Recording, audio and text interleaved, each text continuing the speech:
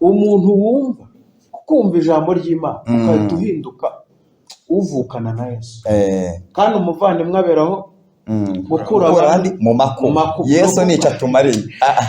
Rero niba yaravukiye kudukura mu makuba, ayo makuba twarimo yari menshi uhereye mu rupfu n'ibindi byinshi. Reka nkubwire uyazinzika ngo ayo ni amabanga ya Satani. Satani yararebye abona neza nuko uba ufitemo account. Iyi account ariyo ngereranya n'agakiza aribyo byitwa kwizera Yesu. Nabyo bigira condition. Niyo mpamvu iyi account njya kuri beka ntabwo bahise bayima. Barambwiye ngo banza wuzuze ibi, banza wuzuze bitumenye ko uri umugenerwa bikorwa cyangwa uri umukiriya wa Bank of Kigali. Mu yandi magambo bivuze ngo kwizera Yesu ntabwo ari ibintu byo mu Kigali. Anavuga ko ngo ni barumuna ba Yesu. Yesu ngo ni ifura. None twe turi barumuna na bashiki. None tuvuge ngo Yesu ku bantu batarakizwa aracyari kinege. Nta mwana uramukurikira. Yesu ashimwe. Aha ni kuri Jacques Twubahimana official TV, aho mukurikirana kandi muzajya munakurikirana ijambo ry'Imana, yaba inyigisho, yaba ibibwirizwa, kugira ngo yaba wakijijwe aguma kure muri Yesu, kandi n'utarakizwa niyumva ijambo rya Kristo amwizere. Hanyuma turabasaba kugira ngo dukurikirana mudushyigikire mu buryo butandukanye. Nimba mwumvise inyigisho ikabafasha mukoresha kugira ngo n'abandi bamenye ubutumwa bwiza, kandi munakore subscribe kugira ngo namwe bwanyu nitujya dushyira ibintu kuri iyi TV mujye mubibona mu buryo buboroheye, kandi munasige comment kugira ngo nimba ibintu byabafashije tumenye ko ibyo dukomeye tubisengere. Kabiri, niba mubona hari inyigisho mwumva twazabagezaho mu gihe kiri imbere nayo tuyishyiremo, cyangwa nimba ari n'ibibazo mukabitubaza. Murakoze, mugira amahoro.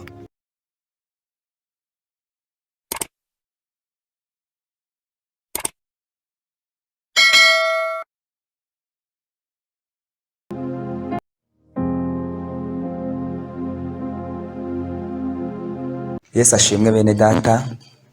Turabasuhuje kuri Jacques Twubahimana official TV. Mugira amahoro. Hanyuma tunejejwe no kubana namwe muri uyu mwanya kugira ngo tuganire ku ijambo ry'Imana, kugira ngo dukomezanye muri uru rugendo. Imana ibahe umugisha mu izina rya Yesu. Hanyuma murabona ko ntari jyenyine, turi kumwe na bene data tugiye gufashanya muri uno mwanya. Twagira ngo hanyuma tuanze tubibwire mbere yuko dukomeza, kugira ngo tuganire namwe mwabanje kutumenya. Jewe uri kuvuga nitwa Jacques Twubahimana, ndi umukristo. Reka mpere ibumoso bwanjye, hanyuma nawe abibwire. Anje nitwa Byiringiro Eraste, naye ndi umukristo. Yego, iburyo bwanjye twakomeje. nanjye nitwa Niti Israeli, umwizera wa Kristo, ndi umukristo. Amen. Yego, Imana ibahe umugisha. Nitwe tugiye kuganira namwe mu buryo butandukanye ku nsanganyamatsiko twahisemo tubona twifuje kugeza ku bantu bumva ururimi rw'Ikinyarwanda aho baba bari hose ku isi yose. Hanyuma twihuse, reka tubanze dusenge Imana kugira ngo ize ibane natwe muri uyu mwanya, kugira ngo byose bigende neza. Reka nemerere Eraste Byiringiro, ndumva watuyobora umwanya wo gusenga, tubwire Imana ngo ize ibane natwe. Ni karibu. Kadusenga Imana. Imana nziza, turagushimye, turaguhimbaje, izina ryawe niragwa icyubahiro. Ize neza muri uno mwanya duhaye wo kongera kuvuga ijambo ryawe. Ijambo ryawe raturuta, yadutanze kubaho, kandi naryo ryaturemye, kandi ryo rizanahoraho. Wavuze ko ibintu byose bizashira, ariko ijambo ryawe ryo rizahoraho. Ubwo rero rizahoraho, uryizeye nawe azahoraho. Rero ubwo tugiye kuryumva, byanditswe niko ribivuga, biravuga ngo umuntu wese ubyizeye bibasha kumukiza, bibasha kumuvana mu rupfu, bikamugeza mu buzima. Rero bene data bagiye kudukurikira, natwe tugiye kurivuga, utwemerere duhe ubuzima, abapfuye bazure, abantu bose bari mu ntege nkeya iri jambo ribahe ubuzima mu izina rya Yesu Kristo. Ngwino uzubane natwe dutangiye kandi usozanye natwe, tubisabye twizeye kubw'izina rya Yesu Kristo. Amen. Imana imuhe umugisha mu izina rya Yesu.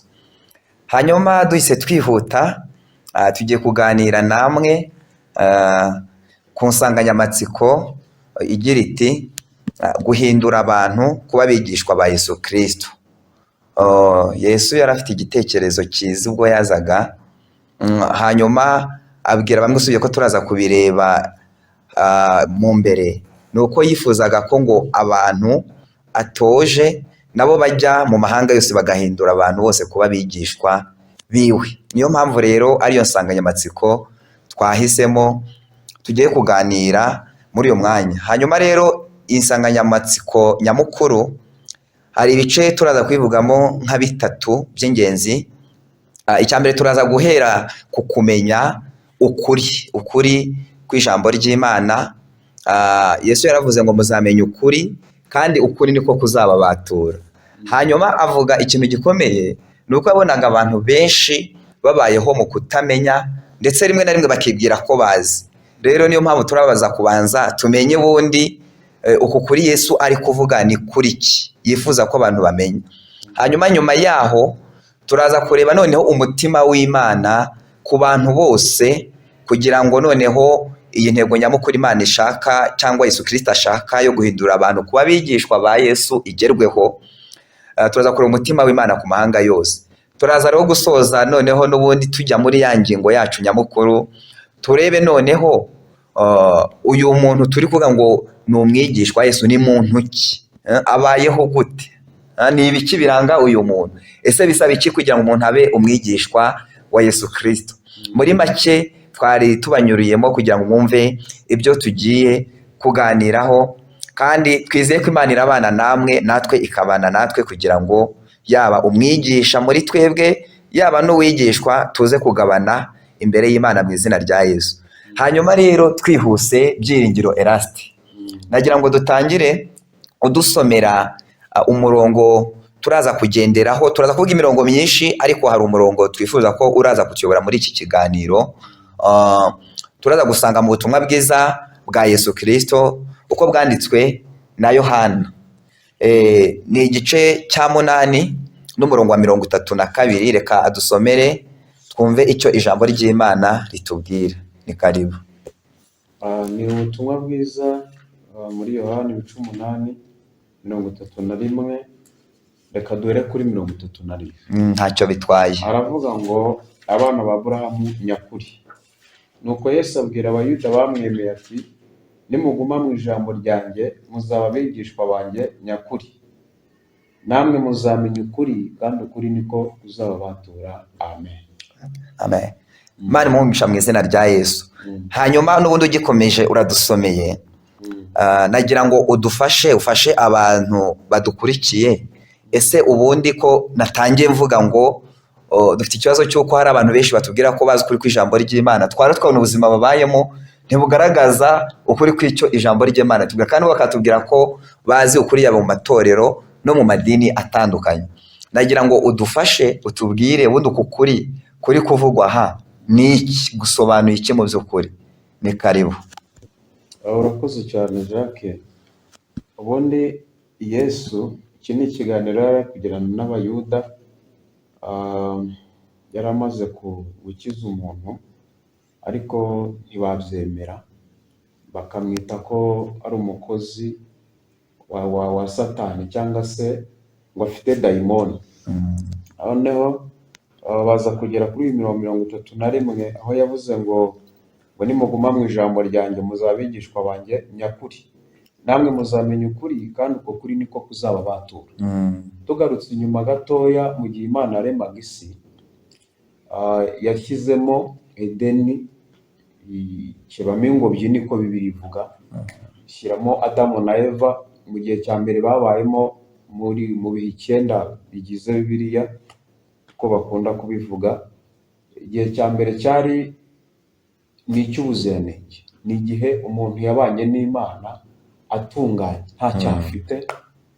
Umuntu aza gucumura, akoze icyaha, yinjira mu gihe cya kabiri, ni igihe cy'umutimanama, aho umuntu yayoborwaga n'icyiza cyangwa se ikibi.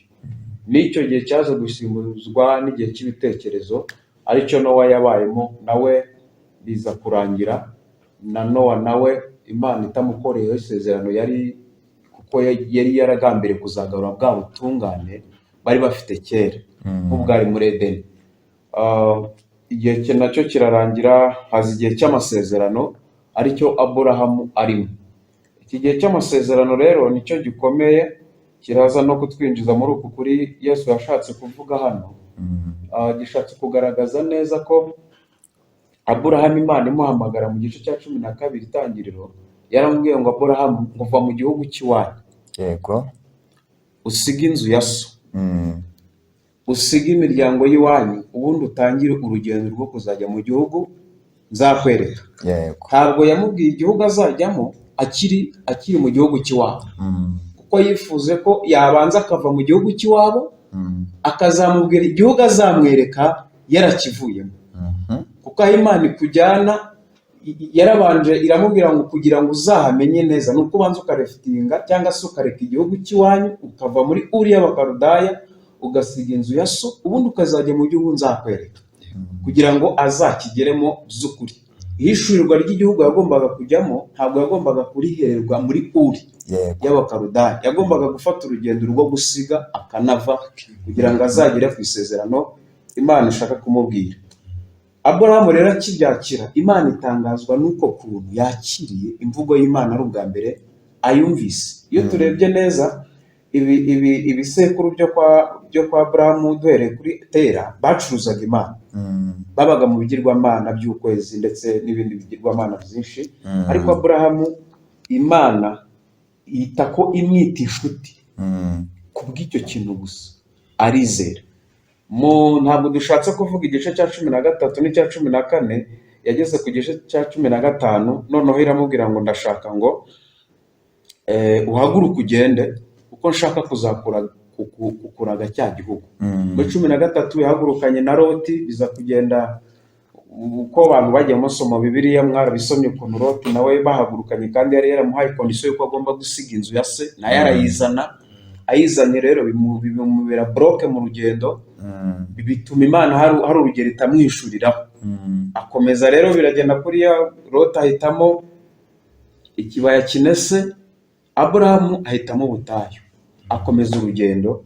Ubwo yakomezaga kugenda imbere rero, hari Imana yageze mu gice cya 15, iramubwira ngo Aburahamu, ndashaka kuzaguhindura ubwoko bukomeye. Ati ntukitwa Aburahamu, ahubwo ubaye Aburahamu. Uku kuri rero dushaka gusobanura hano, hari umuntu bitaga Aburahamu, hakaba n'uwo bita Aburahamu. Bombi baratandukanye rero. Hari Aburahamu warazwe umurage wa gakondo w'inahangaha, wo kwatera w'ibintu bigaragara, imigisha ya Kanani igaragara, uwo ni Aburahamu. Ariko hakaba n'undi Imana ni umwe n'ubundi, ariko wari uri ni umuntu umwe ariko uri mundi. Uwo rero w'imbere niwe bita Aburahamu, Imana yahinduye izina. Hari Aburahamu utegereje imigisha y'inaha ya Kanani yahawe n'igihugu, ariko hakaba na Aburahamu wari warahawe isezerano ry'Imana. Iryo sezerano ry'Imana nibyo kumubwira yuko azabasekuruza w'amahanga. Aka kantu w'amahanga rero hari hakubiyemo Abisiraheli, harimo n'andi mahanga yose yo mu isi. Ubwo hari ikintu numvisemo, ntabwo waba Aburahamu ukiri muri Uriya Bakarudaya. Oya, iyo uri muri Uriya Bakarudaya uba ukiri Aburahamu. So izina Aburahamu yarihawe baratandukanye na ba Loti. Baramaze gutandukana. Rero iryo zina ryaziye neza mu gihe Imana yari itangiye kubona ko yizeye, kuko yamubwiye gutamba, yamubwiye gucana cya gicaniro mu kirengarenga. Iyo tubisoma mu gice cya 15, iramubwira ngo nafate iriza y'inka imaze imyaka 3, afate n'ibuguma y'ihene imaze imyaka 3 nayo, afate n'intama nayo imaze imyaka 3, afate n'inuma y'intungura, abifate ngo abijyane ku gicaniro. Narangiza abishyire ku gitambo, babishyire kuri icyo gicaniro, ategereza umuriro w'Imana. Yego. Rero muri icyo kirengarenga nk'uko tubisoma muri Bibiliya, ntabwo yigeze aba maso nkongoro zaraje zirya igitambo. Imana iramubwira ngo urubyaro rwawe ruzaba abasuhuke, ruzaba abasuhuke muri icyo gihugu.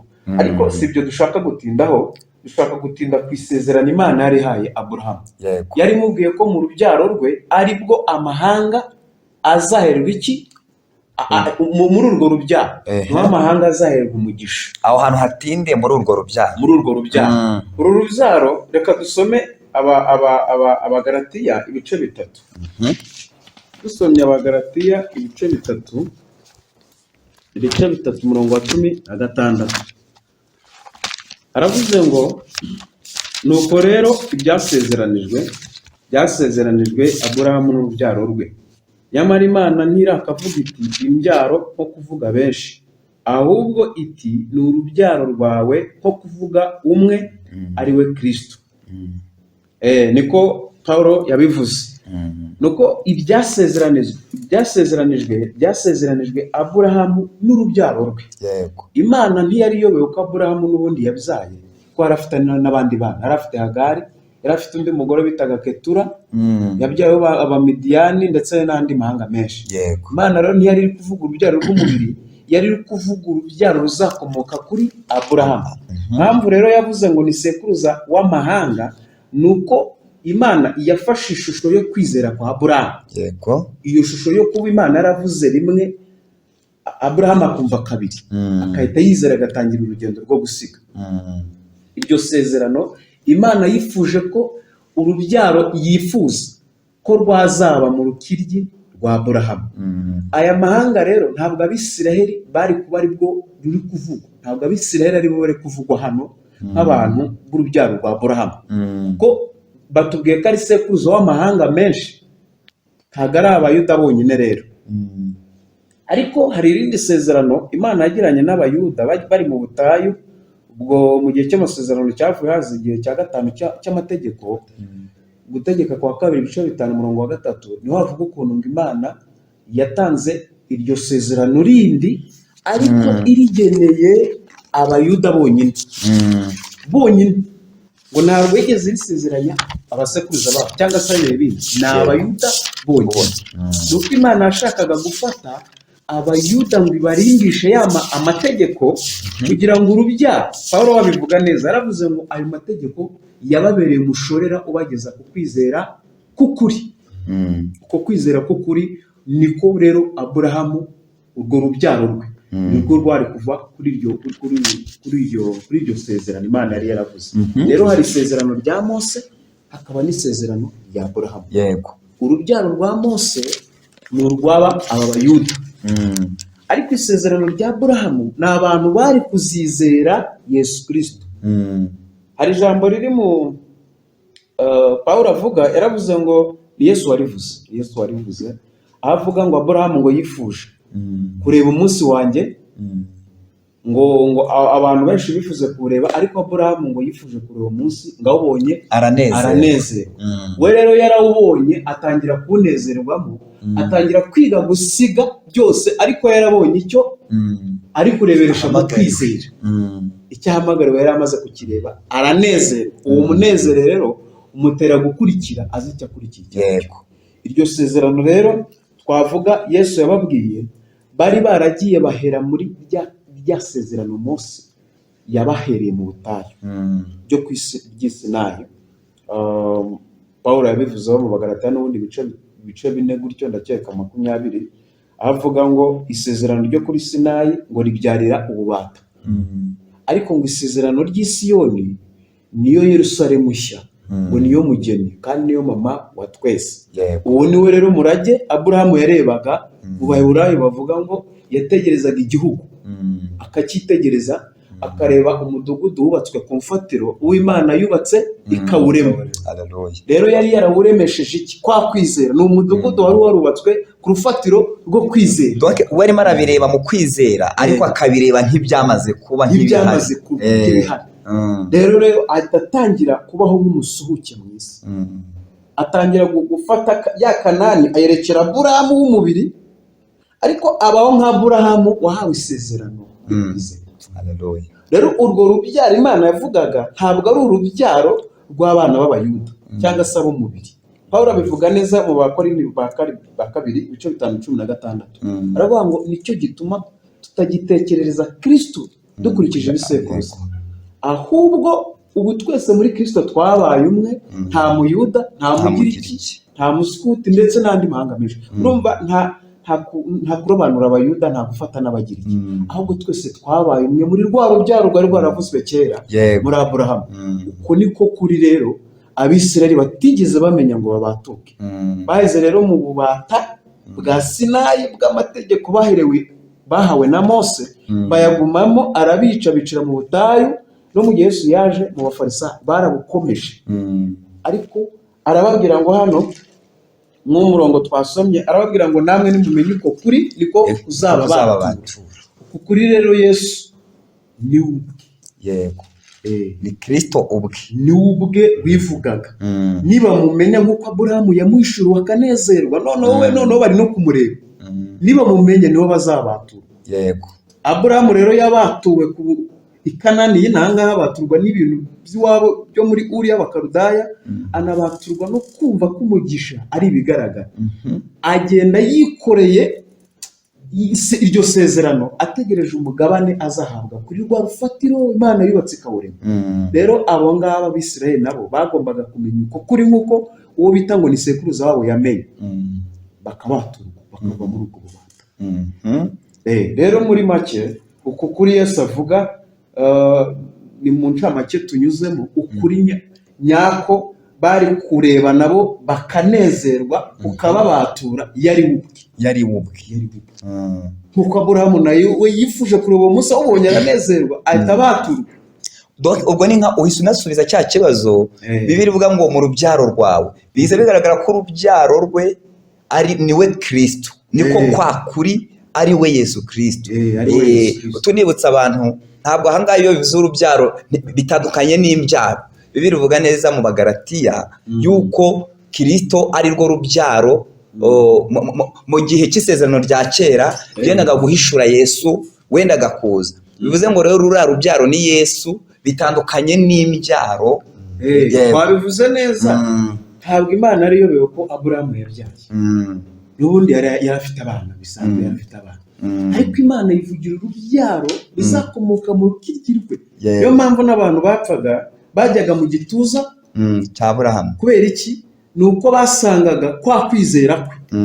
Uwapfaga wese ntabwo yasangaga ikindi, yasangaga kwa kwizera kwa Aburahamu. Amen. Ni ukuvuga ngo ni urubyaro ariko rwe. Rero nk'uko no kubaturwa Yesu amara gupfa, mu bintu yakoze yagiye kuvana mu rupfu aba Dawidi ndetse n'abandi benshi mu ntwari zo kwizera, yagiye kubabatura ahereye kuri Aburahamu wabyaye abo bantu bose, ariko biciye muri uko kwizera. Abo bose ni intwari zo kwizera, babiroraga biri kure bakabyishimira.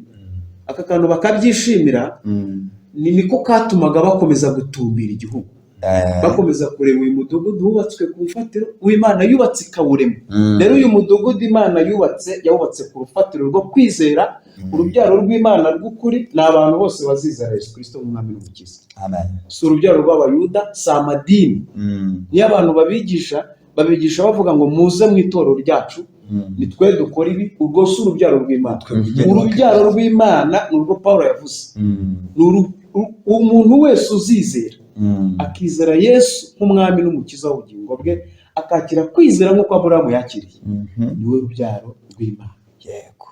Uranyibukije Yesu hari amagambo yavuze abwira Abisirayeli, arababwira ati ngo kuko icyo data ashaka ngo ni uko umuntu wese witegereza uwo mwana akamwizera ngo ahabwe ubugingo buhoraho.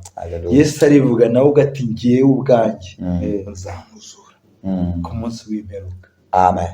Bivuze ngo Yesu niwe kuri, nimumenye ukuri kuzababatura. Mu bintu muzabatukaho ni ububata bw'urupfu ruzimiza ubugingo rukabuzimirana. Urwo rupfu rero barubatuweho kubwo kwizera Kristo. Umuntu wese witegereza umwana akamwizera ngo nicyo data ashaka. Unyibukije ikintu donc reba dusubiye mu itangiriro hari igiti kimenyesha ikibi n'ikiza cya kindi cy'ubwenge, harimo n'igiti cy'ubugingo. Imana ibonye icyo bakoze bari kuri kino giti cy'ubwenge bumenyesha ikibi n'ikiza, irangira bavuga ngo noneho ngiye kuzana umutwe w'abamarayika bandindire iriya ngobyi kugira ngo batazarya no ku giti cy'ubugingo bakabaho iteka kandi bari mu bubata bw'icyaha. Irangije iza gutegura uburyo umuntu yazasubirana bwa busugire bw'ubuziranenge Erasti yatangira atubwira. Hanyuma noneho Imana ikatwambura kwa kubaho umuntu apfa kubera ingaruka y'icyaha, tugasubirana kubaho kwiteka ariko bizanywe na Kristo. Aho ndafashije bizanwe na Kristo. Ni ukuvuga ngo Yesu niwe cya giti cy'ubugingo, noneho icyo cy'ubwenge kigaragaza icyiza n'ikibi cyari cyakibatandukanya n'Imana.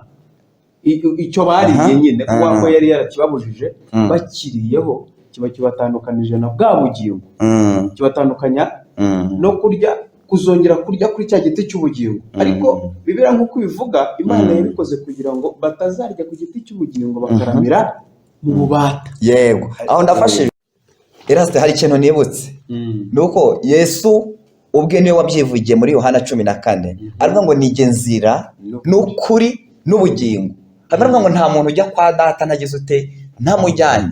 Rero Yesu ni ubuzima, arashaka ko bwa buzima umuntu ari kubaho iteka abana n'Imana imusura mu gicamunsi. Imana irifuza ko tugarura ubwo buzima, niyo mpamvu Yesu yidekaraye ngo nige buzima. Aravuga ngo nige nzira. Arimo aravuga ko ibi bintu Imana yabwiye Aburahamu byuko hari urubyaro, nta yindi nzira igaragara yashyizweho muri Bibiliya yaba yizerwa nande yigeze iboneka itari Yesu, atari ukunyura muri Yesu Kristo. Niyo mpamvu ngo nige nzira, none aravuga ngo ni nanjye kuri. Bya bintu abantu barimo Erase yabitubwiye, aratubwira ngo abantu bari kugenda bashakashaka abana ngo mu byanditswe, niko Bibiliya ivuga n'ubundi mu butumwa bwiza bwa Yohana, ngo bashakashaka mu byanditswe ngo bibwira ariko bari buze kongera gukira. Ariko Yesu aravuga ngo ntibazi ko ari jye bihamye. Rero ndafashijwe n'ibi bintu nuko Yesu ari we kuri, kabiri akaba ari nawe bugingo, akaba ari nawe nzira. Amen. Ni ukuvuga ngo niwe nzira itugarura ku cyo twari twaratakaje, ni nawe bugingo bw'icyo kintu twabuze, ni nawe kuri. Amen. Niwe ibyo bintu bitatu byose bihurira muri we. Hari umuririmbyi umwe wavuze ngo niwe nzira kandi nawe bihembo byo kurushanwa. Niko umuririmbyi wa 205 avuga. Amen. Hari ijambo riri mu Bagalatiya ibice 3:23. Ndavuga ngo icyakora uko kwizera kutaraza twarindwaga tubohewe gutwarwa n'amategeko, dutegereje kwizera kwari kugiye guhishusha. Ubwo nibwo buryo amategeko yatubereye umushorera wo kutugeza kuri Kristo, ngo dutsindishirizwe no kwizera. Ariko kwizera kumaze kuza ntitwaba tugitwarwa na wa mushorera. Mbese muri abana b'Imana mubiheshejwe no kwizera Kristo Yesu, kuko mwese ngo mwabatirijwe muri Kristo muba mwambaye Kristo.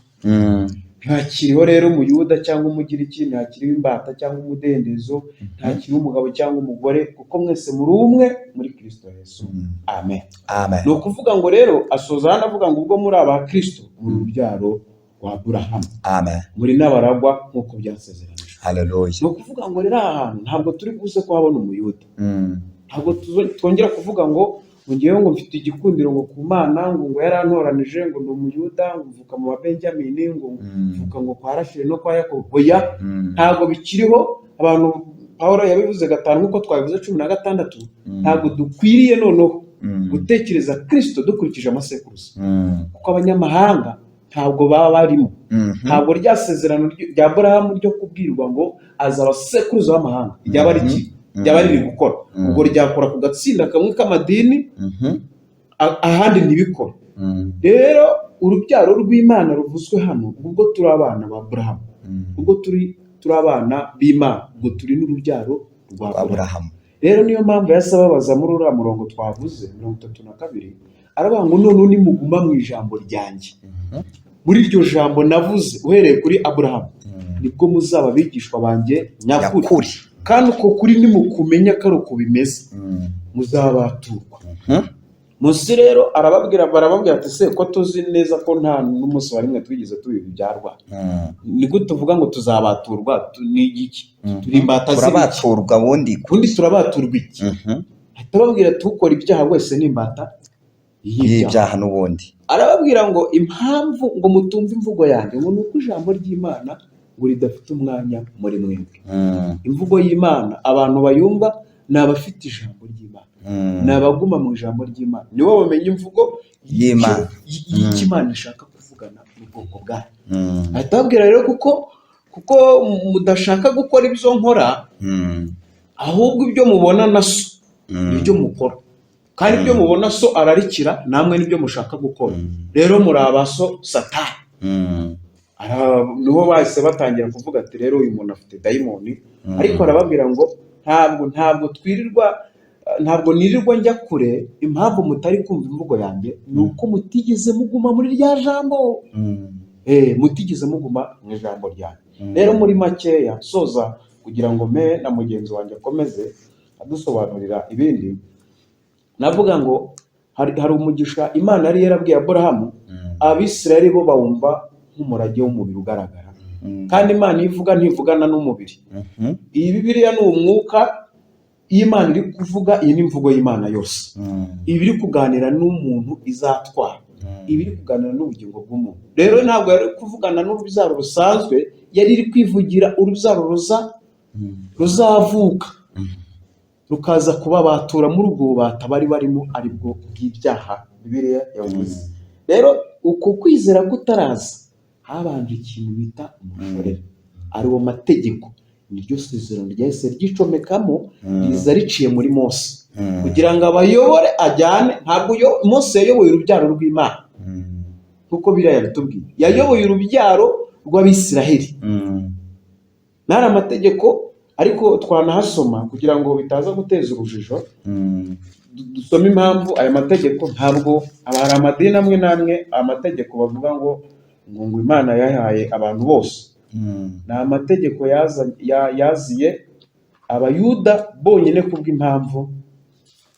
Ni ibice 5 murongo wa 3 tubisome kugira ngo duste dukomeze. Aravuga ngo basogokuruza bacu sibo Uwiteka yasezeranye nabo iryo sezerano, ahubwo nitwe abari hano twese uyu munsi tukiriho. Uwiteka yababwiriye kuri wa musozi murebana ari hagati mu muriro. Icyo gihe nahagaritswe hagati y'Uwiteka namwe no kubabwira ijambo ry'Uwiteka, kuko mwari mutinyishijwe n'uwo muriro ntimuzamuke uwo musozi. Arababwira ati ndi Uwiteka Imana yawe yagukuye mu gihugu cya Egiputa, mu nzu y'uburetwa. Ntukagire izindi mana mu maso yanjye, ndetse n'ibindi yagiye ibabwira. Rero iri sezerano riragaragara ko Imana yarizaniye Mose irigeneye Abayuda nk'urwego rwo kubungabunga isezerano ry'ukuri Imana yari yarashatse kuzagaragaza. Nk'uko Paul nawe yabivuze ko kwizera kutaraza habaho ikintu bita gutwarwa n'amategeko, ahinduka umushorera. Kwari ukugenda rero abakubita, abacyaha agambiriye kubageza kwizera k'ukuri. Ko kwizera rero ko guhishurwa niko umuntu yahitaga ahinduka urubyaro rw'Imana. Kugira ngo abantu twumve neza ibyo twaje kurwanya amategeko, ahubwo nuko uku gukiranuka kuri buze gutangwa n'amategeko, nuko kudushyitsa mu gukiranuka tuzaheshwa no kwizera ariko gukuru, kuko amategeko ubwayo si mabi. Batwumve neza, ntabwo turwanya amategeko. Niba Imana ivuze ngo ntukice, nyine ntukice, amategeko arera 100%, ahubwo ntabwo twebwe twakera, nta nubwo twakiranuka tugeze kuri uko kwera Imana dushakaho dukurikije amategeko. Ukuri Imana yifuje kuva na kera ni ukwizera. Ariko Eraste utarakomeza gato kuri iyo ngingo ngo isoze, hari magambo nanimo nsoma numva atumye icyo kintu dusobanuye cyari ngombwa. Ni mu gitabo cy'umuhanuzi Yeremiya, ni igice cya 31 umurongo mbere kwa 31 na ndasoma 30. Munkurikire neza mwumve. Uwiteka aravuga ati dore iminsi izaza nzasezerana isezerano rishya n'inzu ya Isirayeli n'inzu ya Yuda ridakurikije isezerano nasezeranye na ba sekuruza ku munsi nabafataga ukuboko nkabakura mu gihugu cya Egiputa.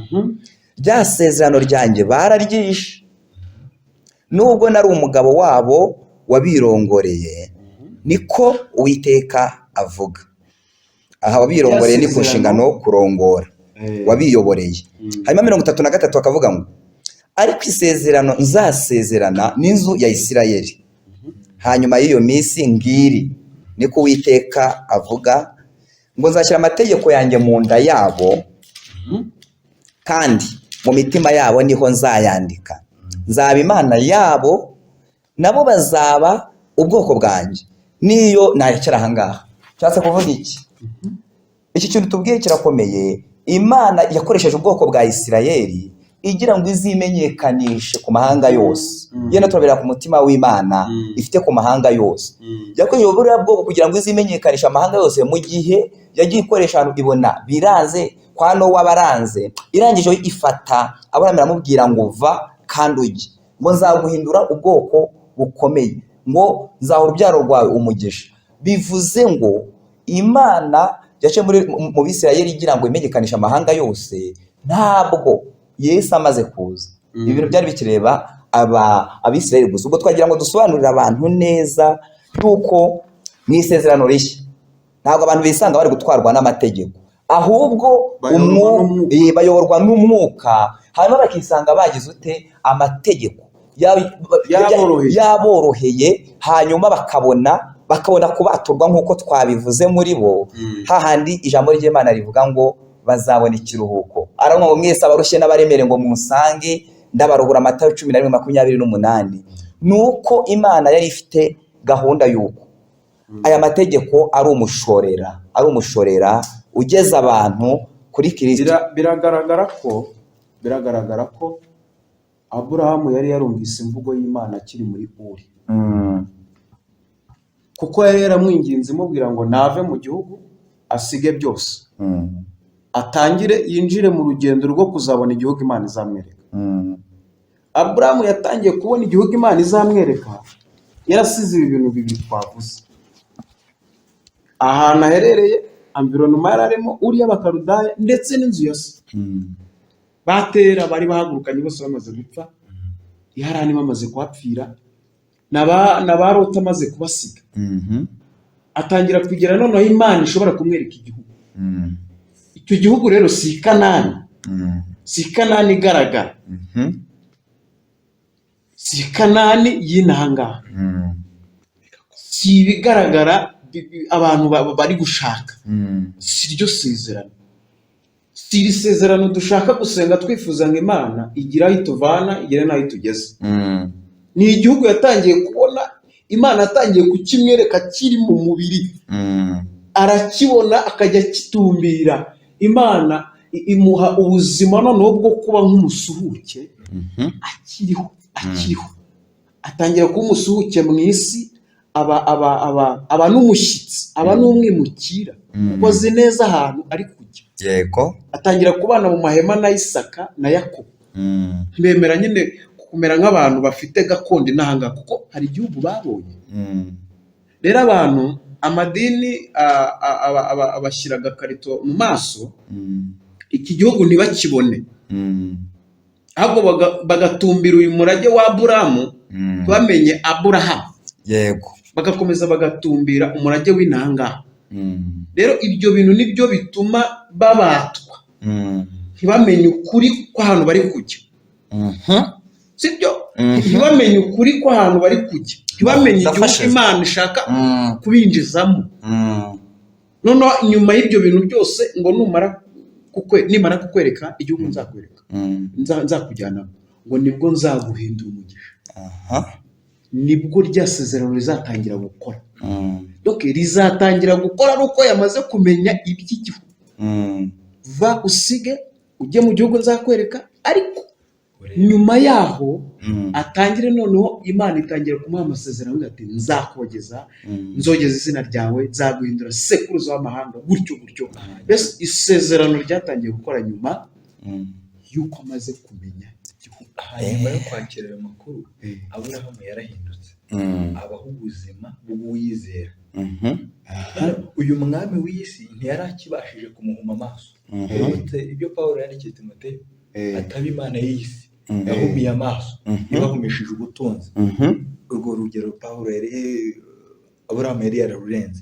Kandi ikindi hano harimo atansiyo, ntibaze kumva ngo Aburahamu kuba ari kuyoborwa n'ijwi ry'Imana, ko ari kuri kontrole y'Imana, ari mu buzima buryoshye gusa. Muririmbyi yaririmbye ngo iki? Ngo niyo ngeragejwe mu rugendo rwanjye ndebesha kwizera ibiri mu ijuru. Stefano byamugendekeye bite? Yarabitumbiriye, yaramuri hejuru.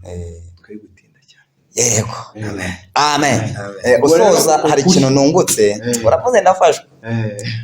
Pawulo abwiye Abefeso gute? 1:15 natwe turaza kubasengera bene data muri kudukurikira.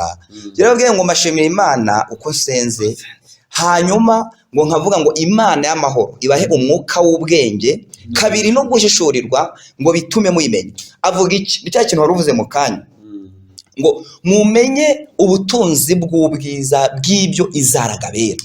Nicyo gitumye Aburahamu avuga ngo genda ibera mu mahema. Nuko ni umuntu wari wamaze guhishurirwa, amaso yarahuye, yamaze guheza, amenya ibyo yiringizwa, amenya n'imbaraga, izo mbaraga yamenye zitazimwimura mu isi akirimo. Na Enoki Imana ngo yaramwimura, ngibanza kumuhamya neza mbere yuko imwimura, ngibanza iramuhamya ngo kubwo kwizera, ngo nuko iramwimura ngo ntiyabakiboneka mu bantu. Ukuvuga ngo uku kwizera kwagiye kwimura abantu, utangira kubavana mu isi bakirimo. Ariko mbere yuko imwimura yabanje ahamywa neza kubwo kwizera. Iki nicyo kibanza kuduhindura. Aba bantu kubw'ubuzima babamo kubwo kwizera. Iyo abantu bamubuze bandi basanzwe, bamenya ko yagiye, bamenya ko yimutse, yari agiye.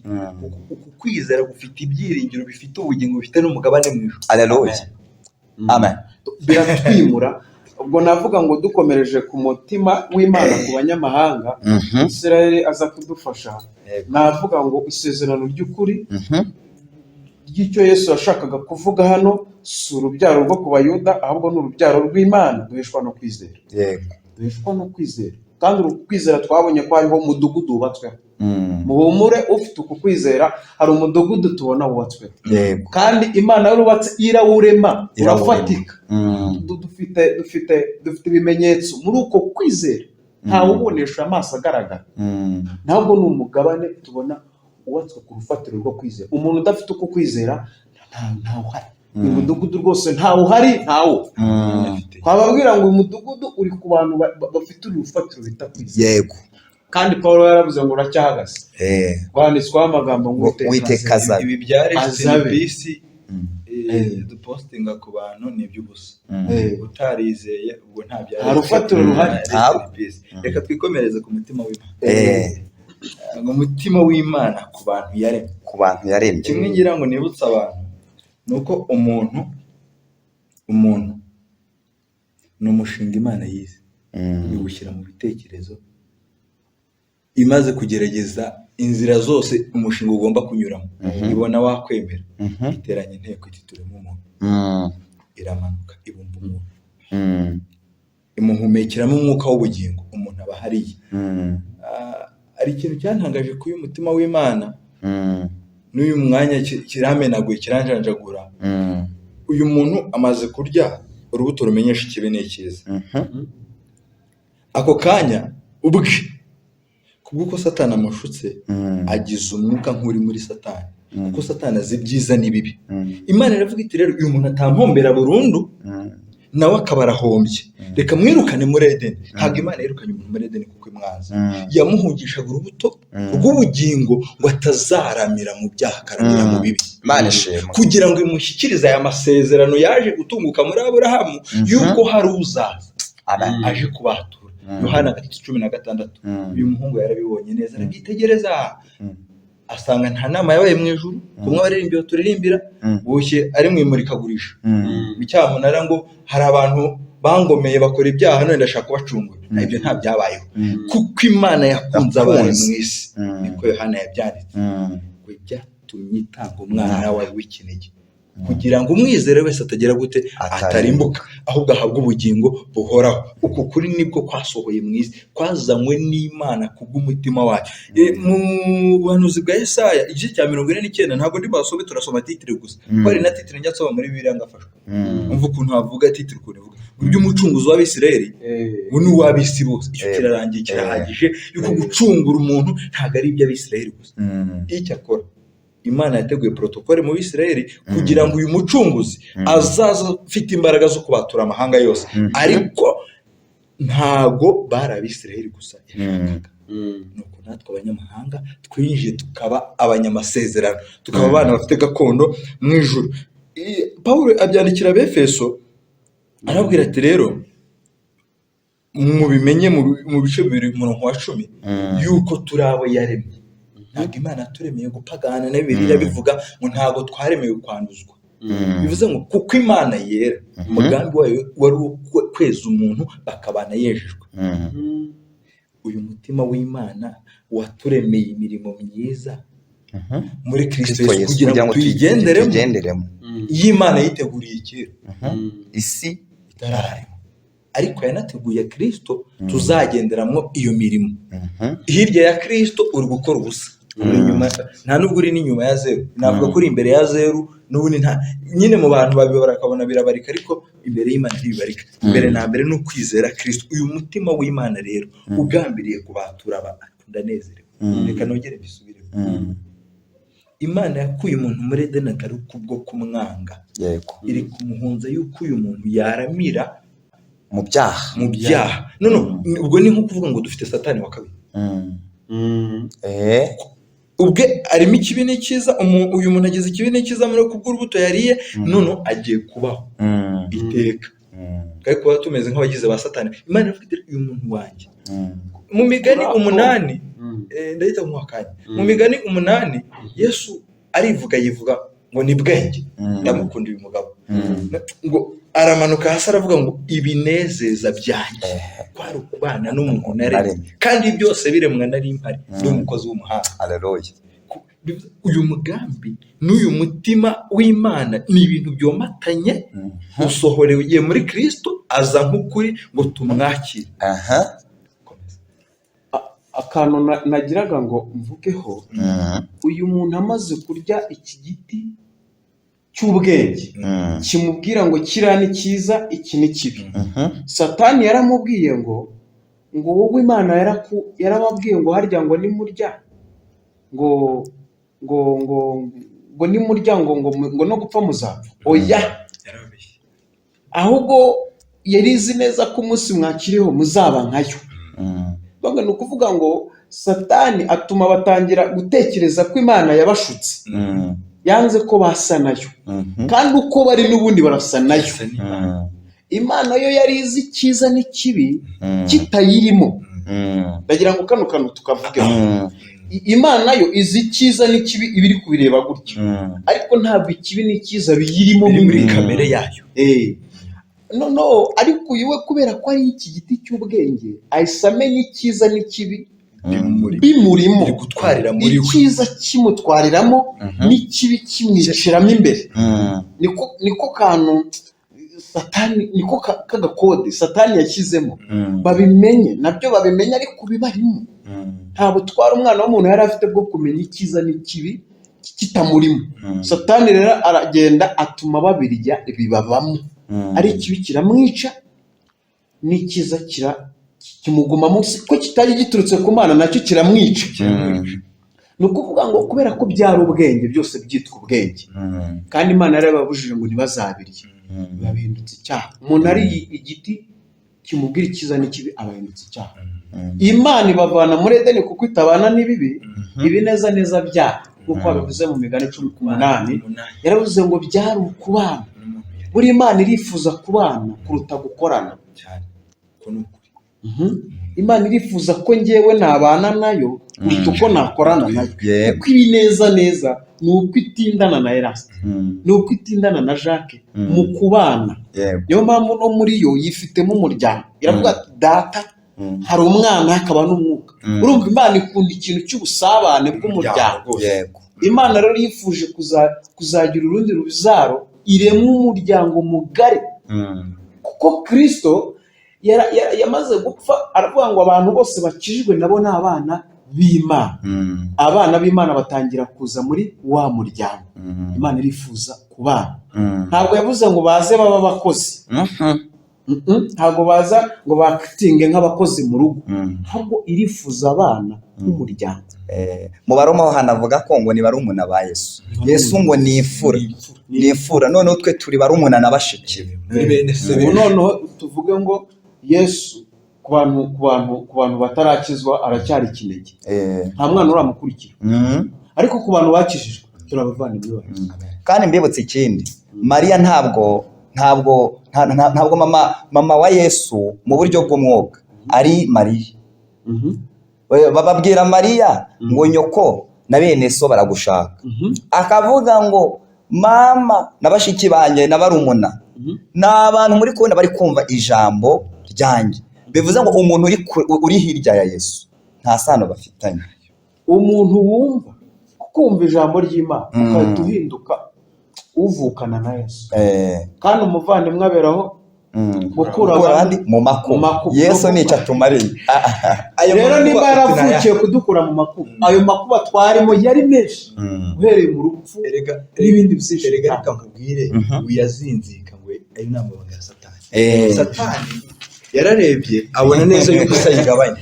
Amaze kubona yigabanye, aravuga iti reka nshyire uyu muntu mw'imbuto iri nka telekomande izajya ituma mukurura uko mushaka.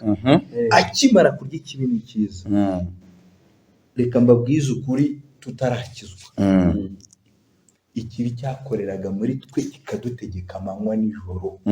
Kubera iki? Ubu ni ubutware bwa Satani turimo, yarabugabanye. Buri hamwe hose ahataka ikintu cyose gituma tumukurikira. Satani atomboye uyu muntu umaze kurya iki kizira, amubonyeho impamvu izajya ituma amushotora akamubona. Igikurikiye ni iki? Ni uko umugambi w'Imana yateguye kera, ni uko igiye kuzana ufite ubutware n'imbaraga. Yesu yigeze abwira abafarisayo aravuga ati mwebwe uko mugaragara murasa nk'imva zisize ingwa. Wabareba yagira ngo imbere murimo ubutunzi, nyamara ari amagufwa. Kubera iki? Bashinguraga mu bitare, ariko imva nyirizina amaserike y'imbaho bayashyiragamo ubutunzi, bikamo izahabu zabo, amafaranga y'ibintu nk'ibyo. Noneho abafarisayo nyine uko bagaragaraga nk'abantu bafite ubutunzi muri bo, nk'abantu b'igiciro cyinshi bubashe. Nyamara Yesu yabareba akabona batwawe na Satani gusa. Wabareba inyuma ukagira ngo ni abantu bazima, nyamara nta bugingo bubarimo. Yesu rero araza kubera amategeko abafarisayo bari bafite ntabwo yabashaga kubatura umuntu n'ibyo bakurikizaga byose. Aza afite umwuka ng'umugambi w'Imana. Nicyo cyatumye utarigeze kumenya icyaha. Pawulo abyandikiye Abikorino, Imana yamuhinduye icyaha kugira ngo muri we duhinduke gukiranuka kw'Imana. Iki ngo utarigeze kumenya icyaha, Imana yamuhinduye icyaha, imutanga mu maboko y'abanyabyaha baramubamba kugira ngo ironke ubugingo bwa benshi. Yego, Imana iramutanze kugira ngo ayize. Uko ni kwa kuri. Ukuri ni uku. Ifasha ukuri yari yicaranye nako ukuri kwayo, iragutanze kugira ngo kuyizanira ubugingo bwa benshi bwazimiye. Birashoboka bite? Birashobokera mu buryo bw'umwuka. Kwizera kutuzanira imbaraga z'umwuka, ya mategeko akava kuri bya bisate by'amabuye nk'uko wabihawe, none akajya ku bisate by'inyama ari byo mitima yacu. None ntabwo ari uko amategeko atakaye, none amategeko agiye kuba ubuzima. None ntabwo dutwarwa n'amategeko, ahubwo ubuntu buduha icyitegererezo cy'abana bo mu rugo. Abana bo mu rugo ntibasambana, ntibatukana, ntibica, ntibagira urugo, tukagira iyo mitima rero iri muri Kristo Yesu. Umugambi w'Imana rero, Imana yanifuje ko imbuto, Bibiliya itubwira yuko imirimo ya kamere iragaragara, turayibona kandi bakayibona koko, ngo ni ugusambana, gukora ibiteye isoni, by'isoni nke, uburozi ndetse n'ibindi tubariye bamuze. Nigaragara abantu bakayibona. N'imbuto z'umwuka nazo zikwiriye kugaragara tukazibona. Nimba umuntu yarabyawe ari urubyaro rw'Imana, izo mbuto ntabwo Pawulo avuze ngo noneho imbuto z'umwuka nk'uko cyangwa se imirimo y'umwuka ntabwo bavuze ngo kudasambana, kutiba, birenze ibyo. Ahubwo baravuga ngo ni imbuto y'umwuka, baravuga ngo ni urukundo, ntabwo ari imusane. Ntabwo bavuze ngo imirimo ya kamere nimba ari ugusambana, ngo imbuto y'umwuka ni ukudasambana, ukore kontereta. Oya, ahubwo ni urukundo. Kuko uri mu rukundo ntiwakora icyo. Ni iyo mbuto rero irenze imbusane y'icyo cyaha. Utarajya kure, bivuze ngo niba imbuto za kamere ari ugusambana no kunywa inzoga n'ibindi nk'ibyo byose, ubwo utarayisomaho na rimwe kandi atarizera Kristo, aravuga ati ndera nari nasambana, urabeshinja utubwo ko ngewe nera gakondo yanjye hari, ariko ntabwo byuzuye. Tugomba kwera izi imbuto z'umwuka, ari z'urukundo n'izindi n'amahoro, nyuma yo kwizera Kristo. Ibyo nyine bwa butware bw'ibyaha n'imbaraga zabyo. Muri ibyo yaremye ngo za mbaraga zose zandwanyaga mbese ziri batigorogota, ngo ndetse muri bisigisigi byazo, ibyo bisigisigi byo kwigereranya ngo singisamana, ngo sinsamana, ibyo birashira, tukagira imbuto zo. Ariko wavuze ikintu gikomeye. Uyu muntu uvuga ko wizeye Yesu, cyangwa umuntu uri kuvuga ko ajya mu ijuru, niyitonda abanza ashyira imirimo hasi, abanza ariko yizeye Yesu koko, uku kuri nyine yakwakiriye muri we. Mu yandi magambo, ntabwo dukora kugira ngo dukizwe, ahubwo dukizwa cyangwa dukora nyuma yo gukizwa. Aricyo twibutsa amatorero n'abashumba bashumbye amatorero. Hari aho usanga abantu bafite imyumvire y'uko kuba bakora cyane usura abarwayi ari byo bituma ukizwa. Oya, ahubwo kuba warakijijwe, wa murimo wawe nibwo uhabwa agaciro muri Kristo Yesu, kuri kubikoreshwa n'uwo wizeye. Ubwo ndagira ngo ntandukanye cya kintu wari utubwiye kugira ngo bacyumve neza ikintu babwiye ko gikomeye. Abantu bitwa abangeso nziza, ushobora guhura nawe mu muhanda, afasha abantu guhera kwa mbere kugera ku cyumweru, uwo bahuye wese amufasha, ariko ibidakoreye muri Kristo. Ibi ngibi nta kintu bivuze. Uzi ukuntu Salomo yanditse umuhanga, yaranditse aravuga mu Mubwiriza 8:14, ariko ngo hari ikintu yabonye mu isi kitagira umumaro, ngo ni ukubona abantu bita ngo ni abakiranutsi ariko bababwaho n'imirimo yagakwiriye kuba ari ibintu bigaragara ku bantu bagize ute bakiranirwa. Noneho abantu bakiranirwa, noneho wisangamo bakora ibintu ku buryo ubarebye ushobora kugira ngo barakijijwe, ariko aravuga ngo mwitonde, ibyo ndabonye ari ubusa. Donc ukiranuka niwe mukiranutsi, kandi banibuke ko ubwo twavuze ko twebwe duheshwa gukiranuka, duhabwa gukiranuka kw'Imana tuguhereye muri Kristo Yesu. Hanyuma rero ngo Bibiliya ivuga ngo ukiranuka niwe mukiranutsi. Mu yandi magambo, birasaba ko abantu bizera Yesu bave mu kinyoma, bakire Yesu neza, kuko tubona n'abantu bavuga ko bizeye Yesu ariko ubuzima bwabo ntabwo bugaragaza ko ari we bizeye. Birasaba rero ko bisunguka ukuri ari we Yesu, bamwakire, batangireho kubaho ubwo buzima, nibo bazagira ikiruhuko cyo mu mutima, nibwo koko nk'uko mukaya twabibonye bazaba babatuwe rwose. Noneho mumfashe nsoza kugira ngo twinjire kureba umwigishwa wa Yesu wari we. Umugambi w'Imana wari kudukura mu gukorera muri zero. Ubundi reka tubifate nk'iki kigereranyo, abantu twarakuze turiga, tugira ubwenge, kandi birivuga ko ubwenge buzagwira, ariko ntabwo yavuze ko ubwenge iteka bwose buzaba ari bubi, ariko bugomba kugwira. Noneho iyo umuntu yizeye Kristo, tubigereranye nuko agize rimwe imbere, niryo rimubanjirije imbere, mbese nirwo rufatiro, rimwe izagende iduherekeje.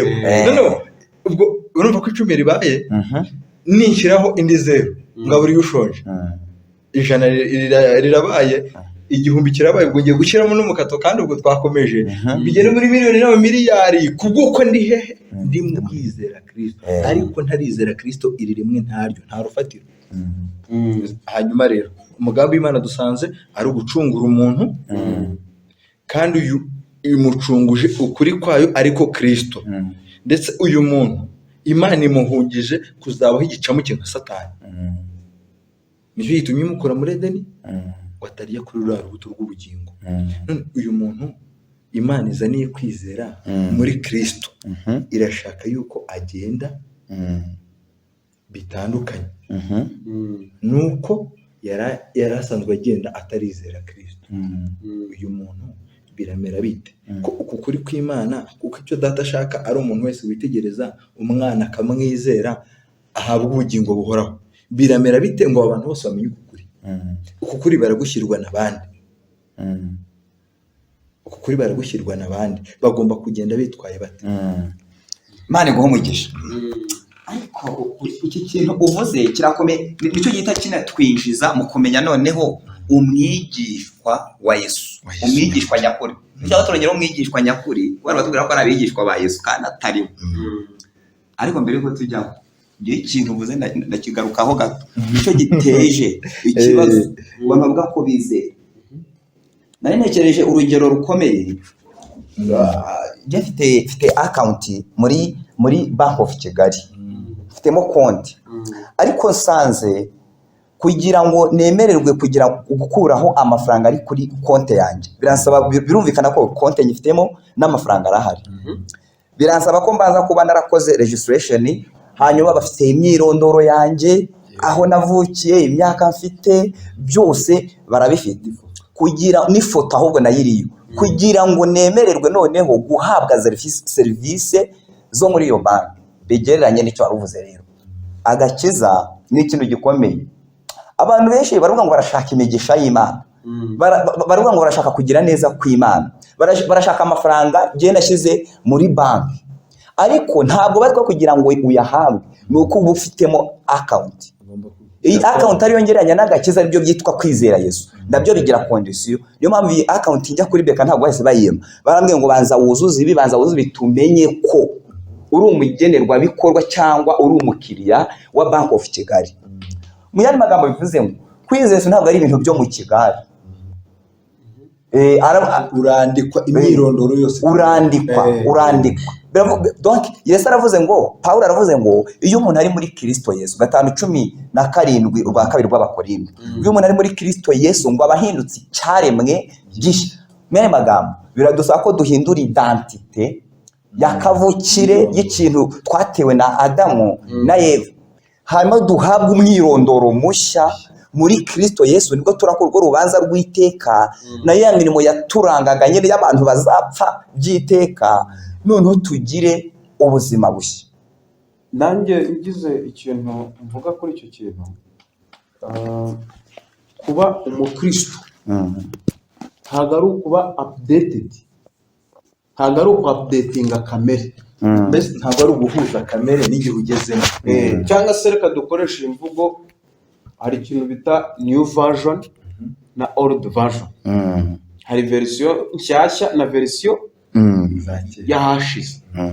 Iyo bagiye ku-updatinga kugira ngo bagire new version, hari ama features amwe n'amwe agaruka n'ubundi kuko ni ikintu mushaka ku-updatinga. Ntabwo Kristo yaje ku-updatinga umuntu wa kera. Iyo abantu baje mu madini baba bari gukora update, ariko iyo umuntu aje mu itorero akabyarwa imbere y'Imana aba new creature. Tufate wenda nk'urugero ku mbuga nkoranyambaga ziriho, tufate wenda nka WhatsApp cyangwa se Facebook, uko zagiye zihindagurika, ariko izina ntabwo ryahindutse. Ntabwo Facebook byavuye. Cyakoza kubera ku updatinga bitewe n'aho isi igenda igera, bongeyeho Facebook Lite, bongeraho n'utundi tuntu. Suko Facebook ihindutse toto, ahubwo nuko ba-updatinze bagashyiramo utundi du features bifuza ko nyine Facebook yabo yaguka. Ntabwo Imana yifuje ku-updatinga umuntu w'icyaha, bimushyiremo imirimo myiza ngo imwa-updatinga agire ibintu byiza bigaragara. Oya, ahubwo yashatse kwica kiriya cyaha cyose ngo ikore new creature, ku buryo umuntu wari uzi old version atavuga ngo iyi ni new version, ngo ni version nshyashya ya Israel. Oya, ntabwo gukizwe ari ukuba new version, ahubwo ni ukwicwa burundu ngahinduka icyaremwe gishya. Ibya kera byose bigashira, n'izina rikagenda, identite ya kera igashira, imyambaro ya kera igashira, ukagira identite nshyashya, ukaba uri mushya muri Kristo Yesu. Birasaba ko umuntu abanza agapfa kugira ngo abeho muri Kristo. Ni nabyo uwanditse ni Paulo yandikira Abakolosayi 3:1, yaravuze ngo nimba mwarazuranywe na Kristo, ngo mujye muhoza imitima yanyu kubiri mu ijuru, atari ku biri mu isi.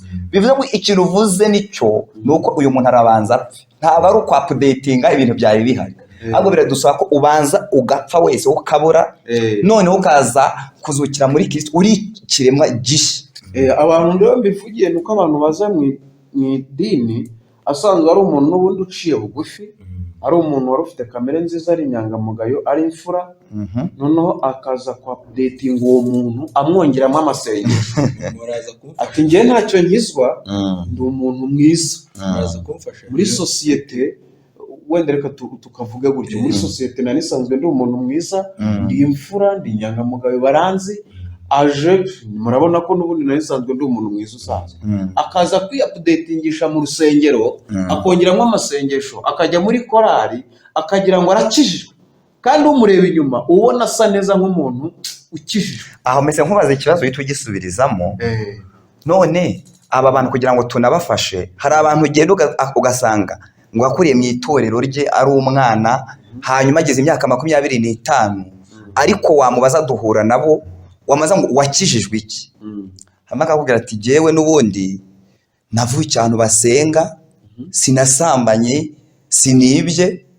Uyu muntu ubundi yakijijwe iki mu by'ukuri? Cyangwa uyu muntu yakiriye Yesu neza?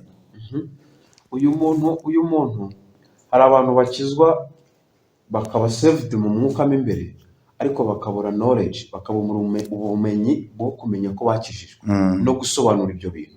Barahari, turabafite, ariko babiterwa no kudatinda mu ijambo ry'Imana ngo bamenye icyo kintu cyababayeho. Gusa Imana ikabibahamiriza, ariko bo ubwabo batazi imvugo y'ukuri bakoresha bari gusobanura ikintu cyababayeho. Abo bantu turabafite, kuko bose ntitwavuga ngo ntibakijijwe. Hari abantu babakijijwe rwose, yarabaye saved, Imana yaramukonfirmance imbere yayo, yaramubyaye, ariko adafite ubumenyi kubera kudatindana n'ijambo ry'Imana ngo amenye ukuri ikintu cyamubayeho.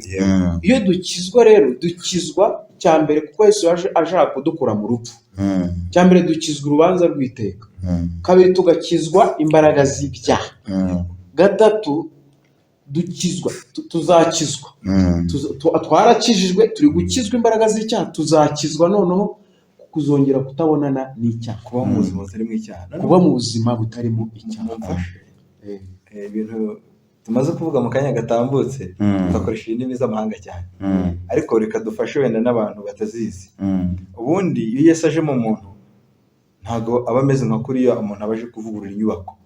Ashobora kubona inyubako yiwe yubakishije imbaho nk'abantu biri hirya za cyangwa bubaka inzu bakazishyiraho imbaho, cyangwa se inzu ugasanga yari iteye umucanga w'igipande usanzwe, cyangwa se ugasanga inzu yari yubatse imena amazi impande zombi, ibyo bita mugongo batema mu Kinyarwanda.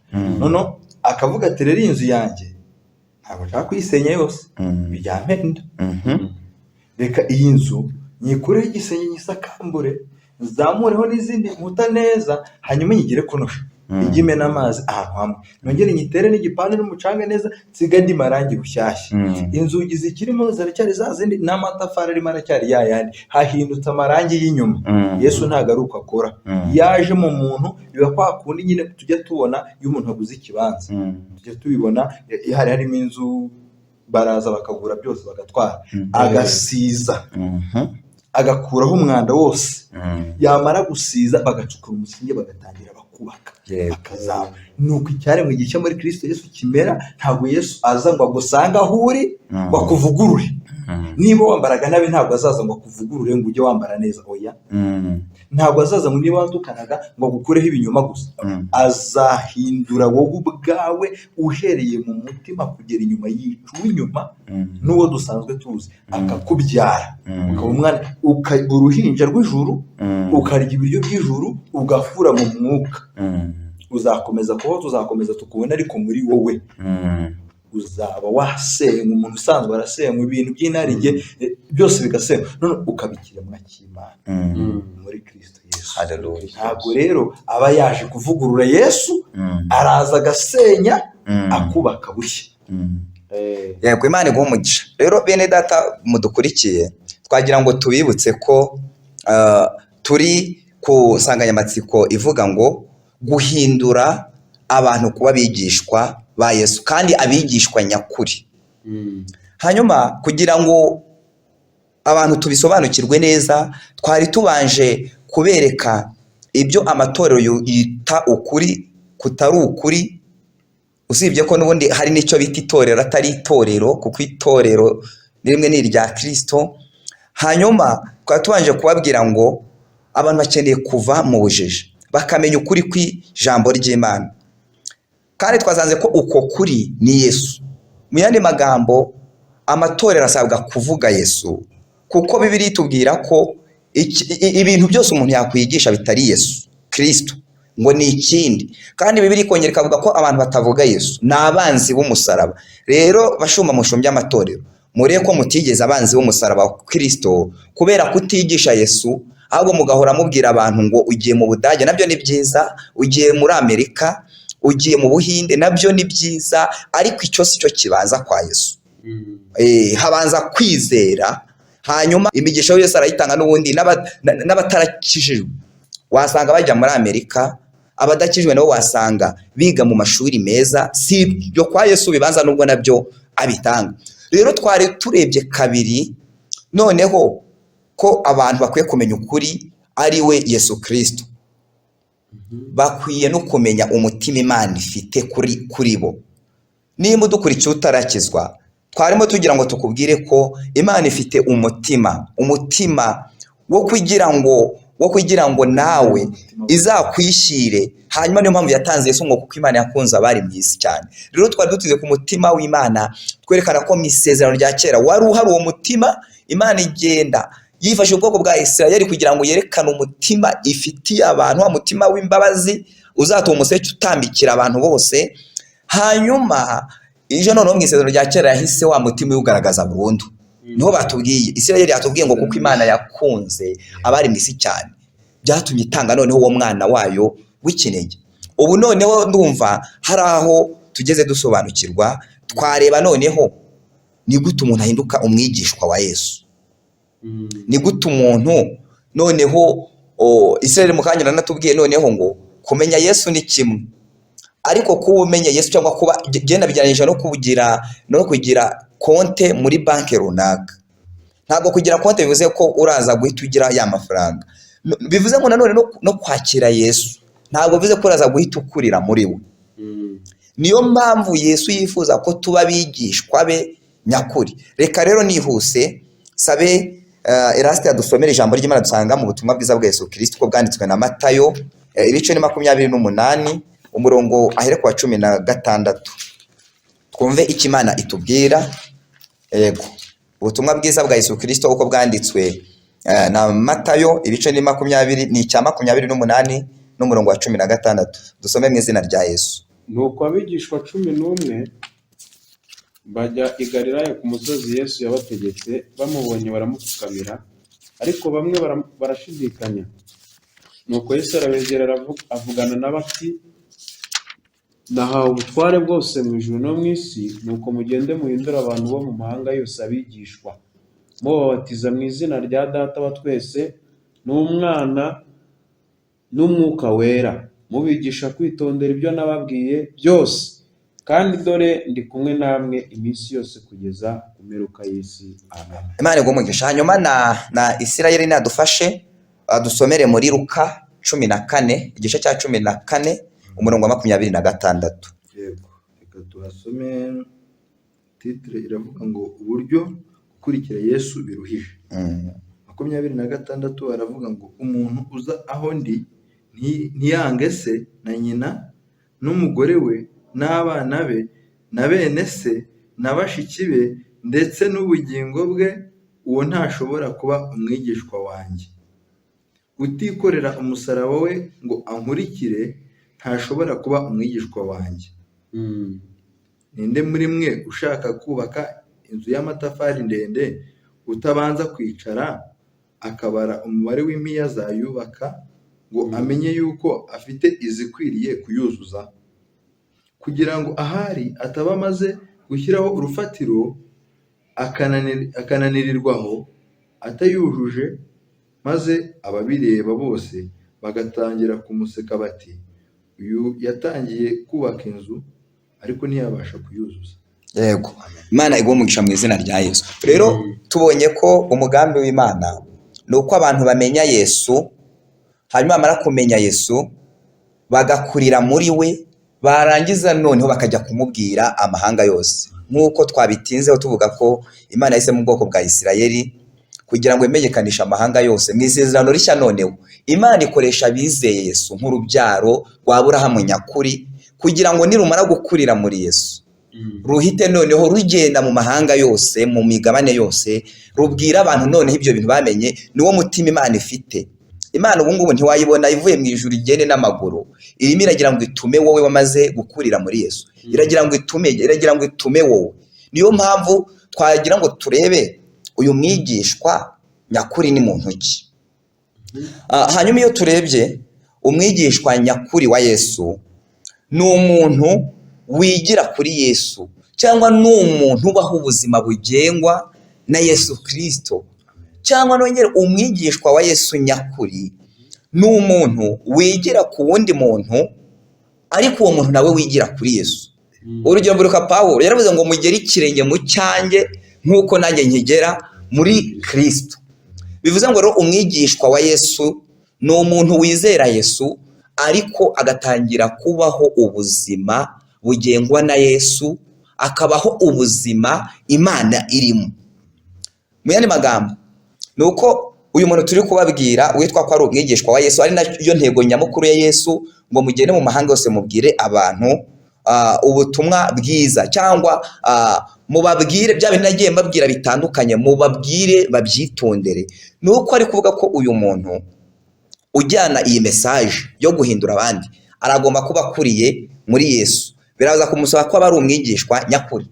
Hanyuma hari ahantu badusomeye naho hakomeye, haratubwira rero ngo hari ibintu biranga uyu muntu, ngo umuntu uzi imbere ya Yesu biramusaba ko abanza akiyanga. Kwiyanga cyangwa kwanga n'umuryango, ko bavuze ngo ntasige se na nyina, ntabwo ari uko ugenda ukabanga wavuga ngo ugiye kwizera Yesu bakubwira ngo kora ikintu ugikore. Imana iri kuvuga ko Aburahamu biramusaba kwava mu nzu ya se kugira ngo agere ku masezerano Imana imwifuzaho. No muri Kristo Yesu rero biradusaba ko hari ibintu twiyambura. Donc ni ukuba mu rugo nimbana n'umuntu udakijijwe, ukabana nawe kandi umuhesha amahoro, ariko ntiwemere kugendwa n'ibya kamere y'umubiri bimuranga. Rero niyo mpamvu avuze ngo umuntu nabanze yiyange, yumve ko akwiye kurenga ibintu byo mu miryango bimudindiza, hanyuma aze ankurikire. Uwo muntu rero aravuga ngo utemera gutanga ubugingo ntiyange bashiki. Ntabwo ubwo kuba bavuga ngo ntiyange bashiki nabamujyana mu nzira yo kutizera Yesu, cyangwa mu nzira mbi ya yiri twavuze wa mutima wa Satani mubi. Aravuga ngo uwo muntu ntiyaba umwigishwa we. Ubwo rero mu yandi magambo biradusaba ko umuntu wese uvuga ko ari umwigishwa wa Yesu agomba kuba azi ko hari ibintu yasize, agomba kuba yariyanze akemera gukurikira Yesu. Pawulo yigeze abibwira Timoteyo, aramubwira ngo ntiwavuga ko wakurikiye Yesu hanyuma ngo wishyire mu by'ubugingo ujye gukora ngo ubugingo bwanjye ahubwo ngo ubwitaho. Uwo muntu ahubwo yisanga yanabubuze. Biragusaba ko wiyanga kugira ngo uyu mutima w'Imana ifite kugira ngo ukubemo kabiri, noneho nawe usakaze no ku bandi. Noneho umuntu yakwibaza ngo uyu mutima Imana iri uyu mwigishwa wa Yesu, uyu muntu ni iki kiranga uyu muntu, ku buryo nkora na Yeraste nkamenya ngo ni umwigishwa nyakuri wa Yesu? Abantu benshi bavuga ngo ni abigishwa ba Yesu.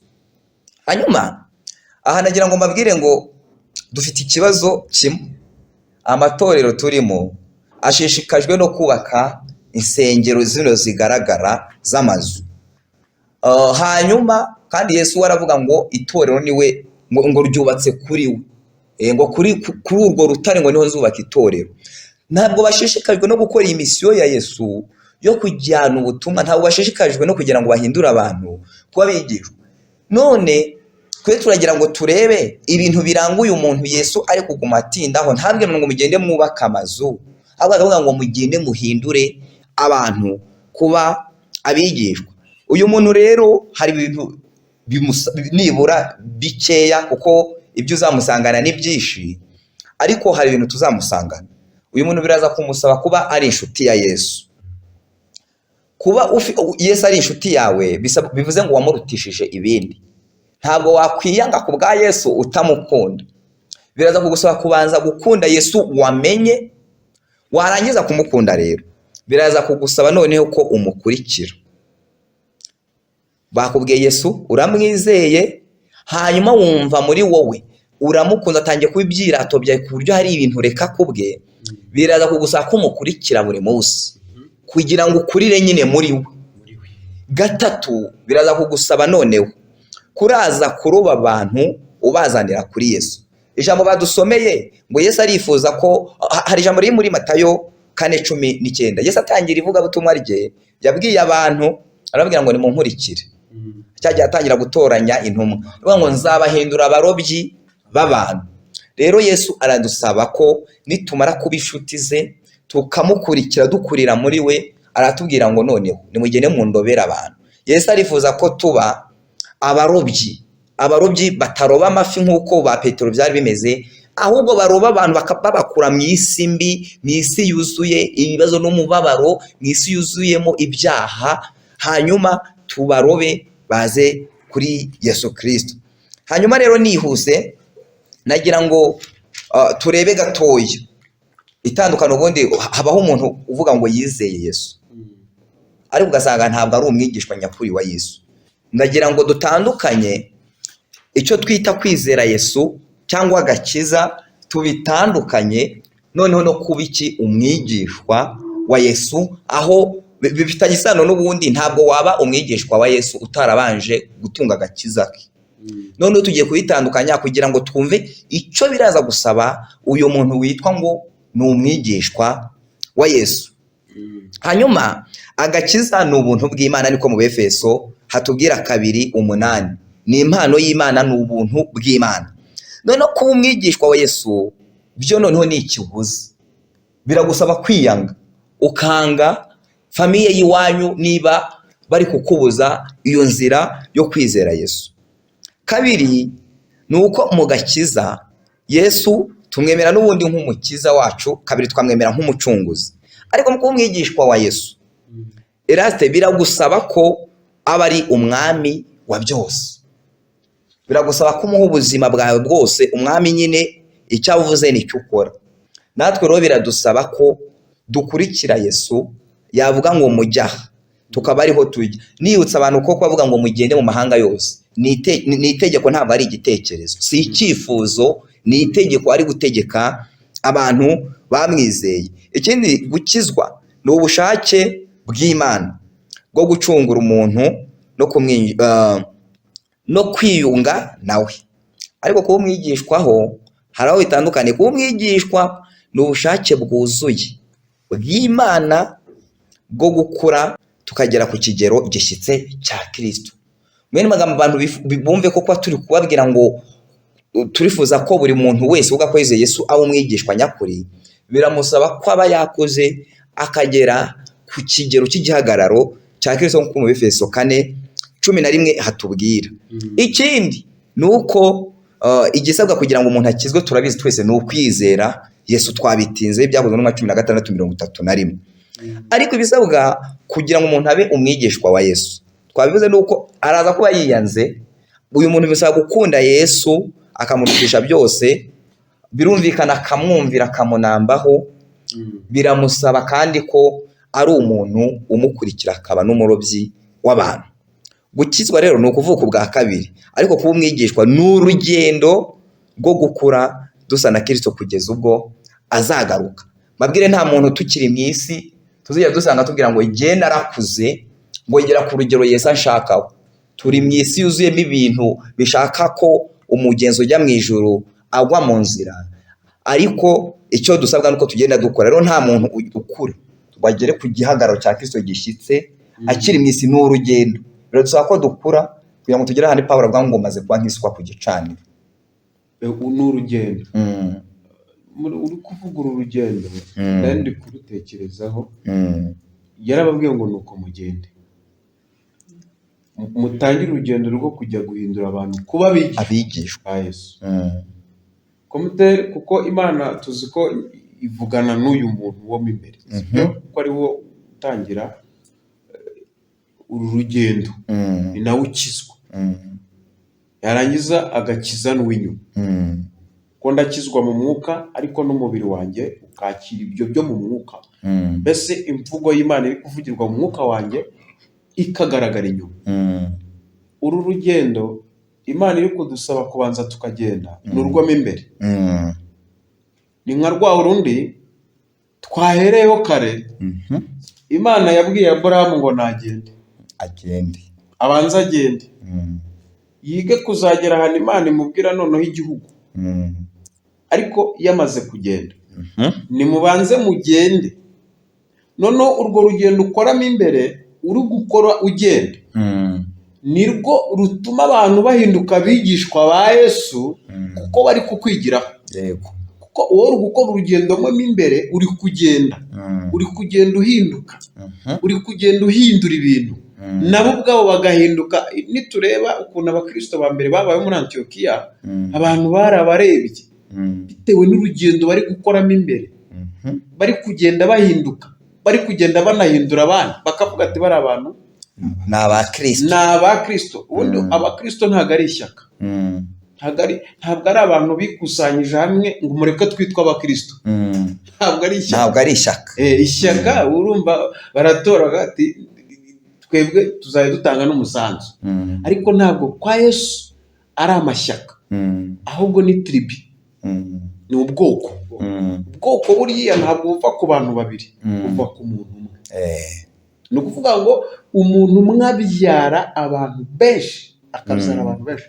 Kwa Yesu rero uko tuvuka dutangira n'urugendo rutuma abantu bahinduka abigishwa ba Yesu. Ariko twagiye turi kugendamo imbere, kugenda duhinduka abana b'Imana. Noneho bigatuma bagenda bavuga ati uriya ni uwa Kristo. Urumva hari ikintu abakwigiyeho. N'urwo rugendo nawe ndimo ndatekereza. Noneho haranababwira ngo mugende mubigishe ibyo nababwiye. Twagira ngo tubibutse iki? Nuko kwizera Yesu biduhesha ubugingo buhoraho, ariko noneho kuba umwigishwa noneho biduhesha ingororano. Ari kimwe twigeze tuvuga ngo hari imirimo igaragara ku muntu wabanje gukizwa. N'icyo rero ni kimwe mu byo Yesu azatwibukiraho. Hanyuma rero dufite ikibazo mu matorero cyangwa amadini, ni uko usanga abantu bafite ishyaka, barajwe inshinga no kwagura umubare munini w'abakristo, barajwe inshinga no kugira ngo abantu babe abanyedini, ariko ntabwo barajwe inshinga n'intego nyamukuru ya Yesu yo kugenda bahindura abantu kuba abigishwa. Mu yandi magambo twarimo tubabwira ngo turifuza ko mu matorero mubamo bashumba mushumbya amatorero, turifuza ko mugira amatsinda yigisha abantu uko umuntu yakurira muri Yesu, kugira ngo babashe kugeza kuri ibyo byabakujije no ku bandi. Hanyuma nagira ngo twihuse turebe maze Eraste hano ibumoso bwanjye. Ubu niko tuvuze ngo kuba umwigishwa wa Yesu, ko ngo birasaba ko ukurira muri we hanyuma ugatanga n'ubutumwa mu bandi. Ntekereje ikintu usanga Yesu yabanye n'intumwa ze imyaka 3 n'igice. None uyu muntu turi kuvuga ngo akuriye muri Yesu, ko nta Yesu hari ngo bakurane, biraza kugenda bite kugira ngo uyu muntu azagere ku kigero cy'igihagararo cya Kristo? Ijambo ry'Imana ritubwira ko yaragiye, ariko avuga ko azohereza umufasha. Umufasha ni ukuvuga ngo yagombaga kuza agakora ibisa, ibimeze kimwe nk'ibyo we yari gukora ahari. Suko yaragiye kuzana ikindi, yaravuze ngo umwuka nzohereza ni umwuka w'ukuri. Nubwo ari umwuka w'ukuri, azenda ku byanjye ayobabwire. Ubwo asanzwe ari ukuri, ariko ntazifata ngo abapfe kubabwira, azenda ku byanjye. Ni ukuvuga ngo azajya afata n'ubundi ya shusho nari mfite mpari ayibaheho. Hari ibyo yajyaga akababwira ngo muzabisobanukirwa hanyuma uwo mwuka wera naza. Bivuga ngo uwo mwuka wera hari igice kinini yagombaga gufasha abigisha batigeze bumva bakiri kumwe nawe mu bigaragara. Rero yagombaga kuza akaba muri bo kugira ngo abakoreshe rwa rugendo twavuze rwo mo imbere rubahindura kuba abigishwa, noneho ruta rubemera noneho kujya guhindura abandi kuba abigishwa ba Yesu. Ni ukuvuga ngo rero Yesu ubwe ikintu cyonyine yabwiye ababigishwa be ni uko yari yarababwiye yuko bagomba gutinda bakabanza bakarindira uwo mufasha akaba ahari kugira ngo bazatangire urugendo rwo kugenda bazi neza ko ubafasha ari kugenda yenda ku bya data akagenda abibaha, akagenda afata ku bya data akabibaha. Ko iyo bagenda mbere bari kugenda bijyanye, bari kugenda bajyanye ibyo bamaze iminsi basoma, bari kugenda bajyanye ibyo batekereza bo ubwabo, ariko arababwira ngo mwe muhagaritse gatoya mutegereze umufasha uzaza akabayobora mu kuri kose. Navuga ngo rero kuba umwigishwa wa Yesu, bwa mbere wowe urabanza ukaba wamwemereye, kuko kwigishwa bigaragara ko ukwigisha mugomba kuba muziranye, mugomba kuba muri kumwe ahantu hose, mugomba kuba hari materiyeri agutuma kandi ukazizana. Dufate wenda nk'umunyeshuri muri classe agomba kuba afite ibikoresho byose mwarimu yamusabye kuzana, agomba kuba afite ikaramu, afite ikayi, afite ibikoresho bisabwa kugira ngo abe umwigishwa cyangwa se umunyeshuri aho ngaho. Rero ntabwo muri iyi classe ya Yesu tuza hari ibintu twamenye, tuza nta kintu dufite kandi tukazana n'ibyo dutumye. Icyo yari afite cyonyine yagombaga kuduha kandi yanavanye mu ijuru. Abafilipi ibice 2:8 aravuga ngo ubwo we yicishije bugufi, ngo ari ikintu atabonye, yarabuye ngo yabonye ko kuringanira n'Imana atari ikintu cyo kugundira hejuru y'umwana w'umuntu ugiye kurimbuka. Abona kuringanira tekereza ntabwo ari munsi y'Imana gato, ni ukuringanira n'Imana. Abona ko icyo kintu umuntu atakigundira, ahubwo yemera guca bugufi. Ngo amaze kuboneka afite ishusho y'umuntu, ngo nabwo araganduka, arongera aramanuka muri ya shusho y'umuntu, aba umugaragu w'imbata. Noneho amaze no kuba umugaragu w'imbata, apfa urupfu rubi noneho rw'agashinyaguro. Yakomeje yigisha abigishwa be, dore ikintu yakoze kuva mu ijuru kuringanira n'Imana, amanuka ku cyubahiro cy'abamarayika, akijya munsi ajya mu bantu, n'abantu abona ntibihagije aca bugufi. Amaze kuboneka afite iyo shusho y'umuntu, ntiyabaho nk'abantu, ahubwo noneho ajya munsi noneho y'umuntu, aba umugaragu w'imbata. Aremera noneho ajya hasi y'abandi, apfa urupfu rubi rw'agashinyaguro. Icyo nicyo cya mbere twabonye kuri Kristo. Uwo bahuye cyangwa se uwo bahuye, icyo nicyo cya mbere amugemuramo, amwigisha urwego rwose waba uringaniye narwo ugomba kurumanukaho ukiga guca bugufi. Iyo uciye bugufi niwo wemera kwita umwigishwa wa Yesu. Urakoze cyane.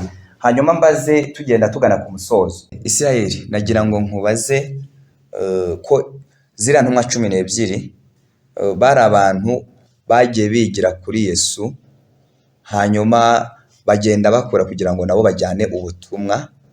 Nubwo umwe muri bo yaje kubavamo, hariya twasomye Matayo 28:16 twavuga ngo 11, twibukiranye ko Yuda yari yamaze kuvamo. So ko bo bagenderaga kuri Yesu, hanyuma Timoteyo nawe akagendera kuri Pawulo, avuga ngo agere ikirenge mu cyo kugera muri Kristo. Noneho twigarure twebwe muri iki gihe cyacu, abakristo baraza kugendera kuri nde? Kandi tubona nyine ziriya reference twabanye mu kanya ko yatubwiye ngo umwuka wera arahari. Nibyo, umwuka wera arahari, ariko twibuke ko na Pawulo ubwira Timoteyo ngo agere ikirenge mu cye, umwuka wera arahari. None mu buryo bugaragara twe turaza kugendera kuri nde kugira ngo tumenye ibintu bya Yesu, kutari buze ngo birote biza aho ngaho. Umwuka wera nubwo hari, kutiya dusoma Bibiliya, abantu twabonaga nk'abasaza mu itorero cyangwa se abakecuru bakuru mu itorero, wasangaga bahari ngo babyara abana batoya. Abo rero natwe turafite muri iki gihe cya none, hari abakristo bakuru ariko bazi agakiza, bazi Kristo, hakaba nabo bashumba bacu. Ikibazo gihari muri ino minsi rero ni uko abashumba benshi cyangwa se bari kugenda bashinga amadini, bari kurwanira gukurura abakristo babakura mu yandi madini babazana iwabo, aho kugenda bafate misiyo yo kujya guhindura abadakijijwe ngo babazane. Ariko ubundi nyirizina abo bashumba, abayobozi b'amadini bavuze Yesu nk'uko ari, nibo twagafatiyeho icyitegererezo, kuko nibo cano tubaye dufite iyo abantu bageze ikirenge mu cya Kristo, tugomba kugera ikirenge mu cyabo. Kubera iki? Umwigishwa ni umuntu ugera ikirenge mu cya Kristo cyangwa akakigera mu cyundi wageze icyo nawe mu cya Kristo. Aho ngaho byadufasha kandi bikanatworohera cyane cyane ku bantu b'urubyiruko. Hari akandi kantu numvaga nshaka kuvugaho kuri uriya murongo twasomye muri Luka ibice 12:26 bavuga ngo umuntu uza aho ndi ntiyange se na nyina n'umugore we n'abana be na bene se n'abashiki be ndetse n'ubugingo bwe, uwo ntashobora kuba umwigishwa wanjye. Bishatse kuvuga iki? Ahari se bashobora kugira ngo turi kubangisha imiryango, turi kubangisha abavandimwe ngo batere umugongo. Oya, Bibiliya Yesu icyo yarashatse kuvuga nta kindi, bakunda Imana kwirutisha. Imico babasanganye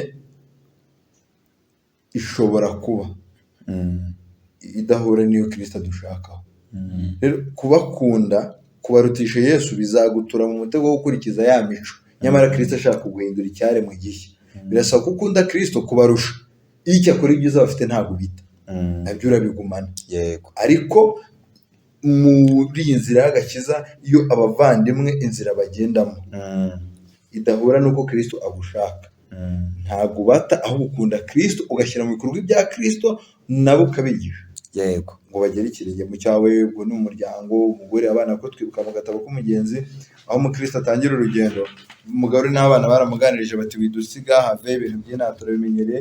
Arabwira ati rero njyewe gahunda nayifashe, umurongo nawufashe, nuko ndi buve inaha nkasiga kino gihugu kuko kizarimburwa n'umuriro. Atari uko abanze, yaranabingingiye, naho yageraga bakamubaza ati se umuryango wawe bite, ugeze nabonye batanyumvise ndagenda. Ariko yari yiringiye yuko nabo inkuru izabageraho bakaza, kandi koko baje kuza.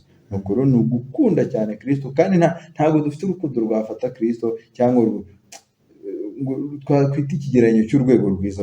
Urukundo dukunda Kristo ni urwo dukura. Hari igiti tujya tubona, igiti bakagitemaho ukabona cyashibutseho ishami cyazanye imibyare myinshi. Natwe urukundo dufite ni urushibuka mu rwo Kristo dukunda, ntabwo urwo twihimbira. Urushibuka mu rwo Kristo dukunda, urwo ni urw'Imana yerekaniye muri we.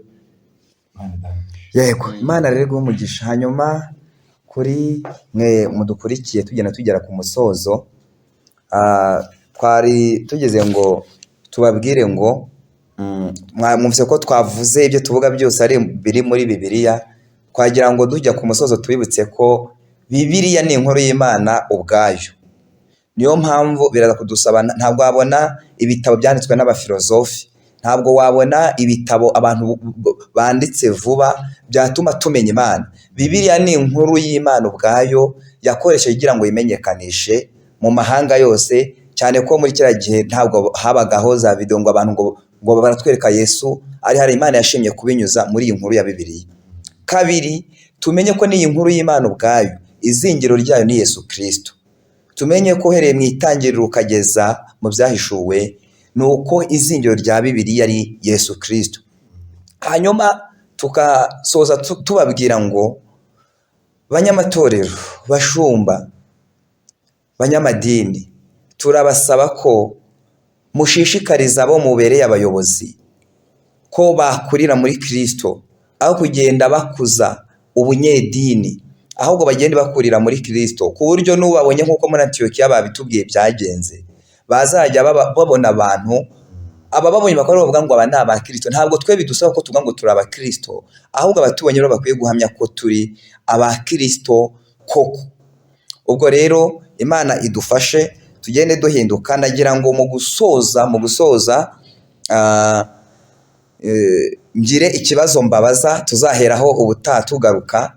Ni ukwibaza ngo ese ko twasomye muri Mateyo 28:16 gukomeza, haratubwira ngo mugere mu mahanga yose muhindura abantu kuba abigishwa banjye, mubigisha kwitondera ibyo nababwiye. Ese ibyo Yesu yabwiye ziriya ntumwa ni ibiki? ese ibyo bintu ari kubabwira ngo mubigisha kwitondera ibyo nababwiye, ni ibiki yababwiye bakwiye kwitondera? Rero nakagaruka kuri Jacques Twubahimana official, nibyo tuzagaruka dusoreza dutangiraho tubibasobanurira.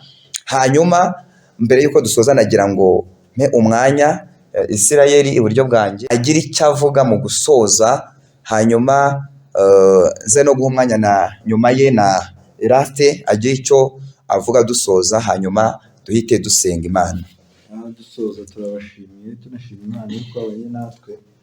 Mu byo Kristo nyine yavuze ngo twitondere, nawe wibaza, si ngombwa ngo urendere umunsi w'ikiganiro ugende ukoresheje ukore ubushakashatsi muri Bibiliya, bibaza ubundi ni ibiki koko birimo, waza amakuru Bibiliya. Ibi bintu byose rero twavuze twifashishije Bibiliya, kandi byose niho tubikomora, ibindi naho utaha. Imana igikomeza kudushyigikira, gusa gahunda ni ukwezwa no gutaha Siyoni. Amen. Amen. Ikintu navuga Bibiliya yakoresheje avuze ngo mugende muhindura abantu kuba abigishwa banjye, kandi mubabwira kwitondera ibyo nababwiye. Twavuga ngo ubundi abantu bari basanganywe ibintu n'ubundi basanzwe hari ibyo bafite bitondera. Ntabwo yababwiye ngo mukusanye byose hamwe ngo muvange n'ibyanjye, ahubwo nibyo Kristo yavuze ko bakwiriye kubyitondera. Ibyo bintu rero Kristo arobanuye nk'ibye yababwiye, si uko bo ubwabo n'ubundi abafarisayo bari bafite ibintu bitondera bihari. Ku mitekerereze ya muntu afite n'ubundi ibintu yitondera kugira ngo abeho neza. No mu migirire ye afite ukuntu yitwararika mu bantu, ariko si ibyo Kristo ari kuvuga. Hari ibindi yavuze byihishe inyuma y'ikintu ababwiye. Ibyo rero nibyo dukwiriye kwigisha. Ibyo Kristo yavuze avanye mu kanwa ke nibyo dukwiriye kwigisha, kuko ni naryo jambo ry'Imana. Rero navuga ngo ibi bintu Kristo yabwiye aba bantu kugenda bakitondera, nibyo we yababwiye. Ibyo yababwiye nibyo tuzagarukaho ubutaha. Imana niducira inzira tukongera tukabonana. Imana ibahe umugisha. Yego, Imana ibahe umugisha. Hanyuma na mwene data wadufashije mu buryo bw'ikoranabuhanga, Imana imuhe umugisha. Hanyuma twaba twasoza tubabwira ngo ushobora kuba wumvise ijambo ry'Imana rikagutsinda, nawe kugira ngo ufate umwanzuro wizere Yesu Kristo. Nico ibi biba bibereyeho. Kabiri, ushobora kuba usanga n'ubundi uri umwizera wa Yesu Kristo, ariko wumva utarakura ushingiye icyo ijambo ry'Imana ryatubwiye. Rigira umumaro ngo kwemeza umuntu, rikamuhana, rikamwigisha kugira ngo abashyitsi. Ubwo rero wagenda uhinduka hamwe no kubana n'Imana.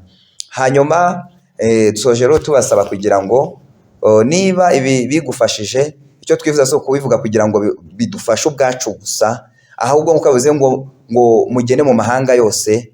Ushobora kubisangiza abo muri kumwe, ushobora kubisangiza abo musengana kugira ngo nabo babone ubutumwa bwiza. Hanyuma kandi Yesu azagenda duhana umugisha. Ntiwibagirwe kandi no gukora subscribe, comment. Hari ibibazo mushobora kuba muri shaka kutubaza, ni ngombwa kugira ngo mubitubaze kugira ngo mugende musobanukirwa, cyangwa n'inyunganizi nazo turazemera, cyangwa n'ikindi wumva twazavuga mu gihe kizaza, mwabitubwira hasi muri comment, kandi twiteguye kubasubiza. Imana yo mu ijuru ibahe umugisha mu izina rya Yesu. Reka rero dusoze dusenga, naho ubutaha. Mana, mu izina rya Yesu turagushimiye ko wemeye gutambwa ku musaraba, ubwo Imana yemeraga ko uza kugira ngo uyihindurire abantu kuba abatambyi b'ubwami. Turabigushimiye, uduhaye umwanya ungana gutya twarimo tuganira kugira ngo twungurane ubwacu, hanyuma n'itorero ryawe ryunguke.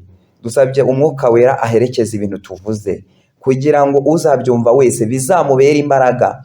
Pawulo yaravuze ngo ubwo nababwiraga amagambo, hari abo yandikira ababwira ngo ntabwo nababwiye nk'ubwirijwe n'ubwenge busanzwe, ahubwo ngo ari amagambo aherekejwe n'imbaraga z'Imana.